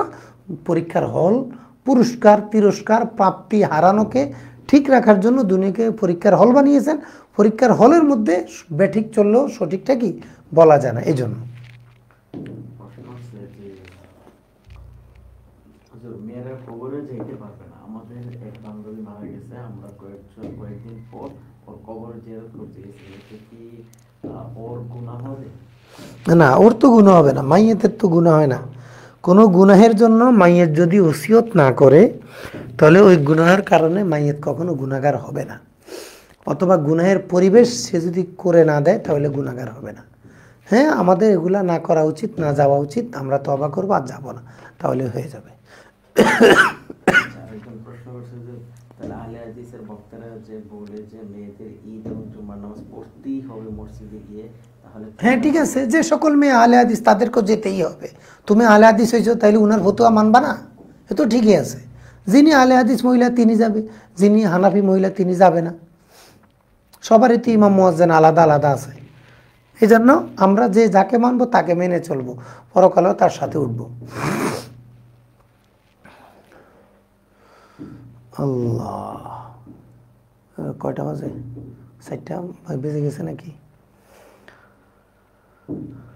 উলাইকা আল্লাযীনা লাম ইউরিদিল্লাহু আন ইউতাহহিরা কুলুবাহুম লাহুম ফিদ দুনিয়া খিজিয়ুন ওয়া লাহুম ফিল আখিরাতি আযাবুন আযীম। আরেকজন ওই যে কবর জিয়ারতের যে প্রশ্নটা একজন রিপ্লাই দিয়েছে, আমার সঠিক না, যদি মেয়েরা জিয়ারত করা না জায়েজ থাকে তাহলে হজ উমরা করার সময় তারা কিভাবে রাসূল সাল্লাল্লাহু আলাইহি ওয়াসাল্লাম কবর জিয়ারত করেন, এটা কিভাবে? না, ওটাই তো দলিল। আপনি যেটাকে দলিল বানাইছেন এটা মূলত দলিল না। তারপরেও কথার কথা যেটাকে বলে, ওই হজ দ্বারাই বোঝা যায় এদের জন্য জিয়ারত জায়েজ নেই। কারণ হলো পুরুষেরা একবারে রওজা মোবারকের সামনে দিয়ে জিয়ারত করে আর মহিলারা পিছনে থাকে। জিয়ারত যদি জায়েজই হইতো, আপনার কথা মতো যদি ওটা দলিল হয়, তাহলে মহিলারা পুরুষদের লাইনে এসে কি করতে পারতো? জিয়ারত করতে পারতো। হ্যাঁ, আসলে দলিল এটা না। দলিল হলো, এখানে মূল দলিল হলো রাসূল সাল্লাল্লাহু আলাইহি ওয়াসাল্লাম যুগে মহিলারা জামাতে যেতেন। ওমর রাদিয়াল্লাহু তাআলা নিজে মহিলাদের জামাত নিষেধ করেছেন। এই ওমর রাদিয়াল্লাহু তাআলার যুগ থেকে মূলত নিষেধের বিধানটা কি শুরু হলো। এই ওমর রাদিয়াল্লাহু তাআলার এই কাজকে কেন্দ্র করে আমরা বলেছি মহিলারা মসজিদে যাবে না, মসজিদে যায় তো শুধু আবাদত করবে। এটা যদি নিষেধ হয়, কবর জিয়ারত তো আরও সমস্যা, কারণ মসজিদে তো বেড়া আছে, কবর জিয়ারত তো তার বেড়া নাই, রাস্তার পাশে বের হবে। এই যে অর্থাৎ খুরুজ মিনাল বাইত, এটা শরীয়ত মহিলাদের ক্ষেত্রে একেবারেই পছন্দ করে না। এজন্য শরীয়তের বিধানটাকে দেখুন, অকরনা ফি বুয়ুতিকুন্না। প্রথম কথা হলো সকল মহিলা ঘরে থাকো। এরপরে বলেছে ওলা তাবার রুজনা তাবার রজনা তাবার রুজাল জাহিলিয়াতিল উলা, তোমরা জাহিলি যুগের মহিলাদের মতো বেপর্দা হয়ে বের হয়েও না। তাহলে চিকিৎসার জন্য একান্ত জরুরত যদি বাইরে যেতে হয়, পর্দাবৃত হয়ে তোমরা বের হবে। তাহলে কোরআনের প্রথম কথা কি? ঘরে থাকো। তাহলে মহিলারা ঘরে থাকবে। আর নবীজি তো বলেই দিয়েছেন, যেটা বিভিন্ন সহিহ হাদিসে আসছে, যে পুরুষেরা মসজিদে গিয়ে ফুললে যে সওয়াব, ওই সওয়াবটা কন্টিনেন্টালে মহিলাদের ঘরেই পৌঁছায় দেওয়া হয়। তাহলে উনি মসজিদে কেন যাবেন? সওয়াবের জন্য। আল্লাহ নবীজি তো বলে দিয়েছেন, তোমরা ঘরে পড়া তোমাদের জন্য সবচেয়ে বেশি সওয়াব। এখন তার মসজিদে যাওয়ার প্রয়োজন নেই। এরপরে কেউ যদি পণ্ডিতিগিরি করতে যায়, তাহলে তো নবীজির এই কথাটা তো সে বুঝে নাই। আলীরা এই ওমর রাদিয়াল্লাহু তাআলা যেখানে নিষেধ করে দিয়েছেন, এবং আয়েশা রাদিয়াল্লাহু তাআলা তো বলেছেন যে তোমরা মহিলারা এখন যেভাবে চলো, আল্লাহর নবী যদি দেখতেন তাহলে তোমাদেরকে মসজিদে আসতে নিষেধ করে দিতেন। তাহলে অনুমোদনের হাদিস আছে, নিষেধেরও কি বিভিন্ন আমল আছে। সব মিলাই আমরা বলেছি কি মহিলারা কবর জিয়ারতও যাবে না, মসজিদেও যাবে না। এরপরেও কেউ যদি আহলে হাদিস হয় তাহলে যাবে, আর কেউ যদি হানাফি হয় সে যাবে না। হিসাব তো সহজ। আহলে হাদিসের উপরে তো হানাফি ফতুয়া যাবে না, হানাফিদের উপরে তো আহলে হাদিসদের ফতুয়া আসবে না। আমরা এইভাবে সমন্বয় করে নিতে পারি। কোনো প্রশ্ন আছে? আচ্ছা, তাহলে সকলকে ধন্যবাদ। আল্লাহ তাআলা আমাদেরকে কোরআনের হেদায়েতগুলো গ্রহণ করার তৌফিক দান করুক।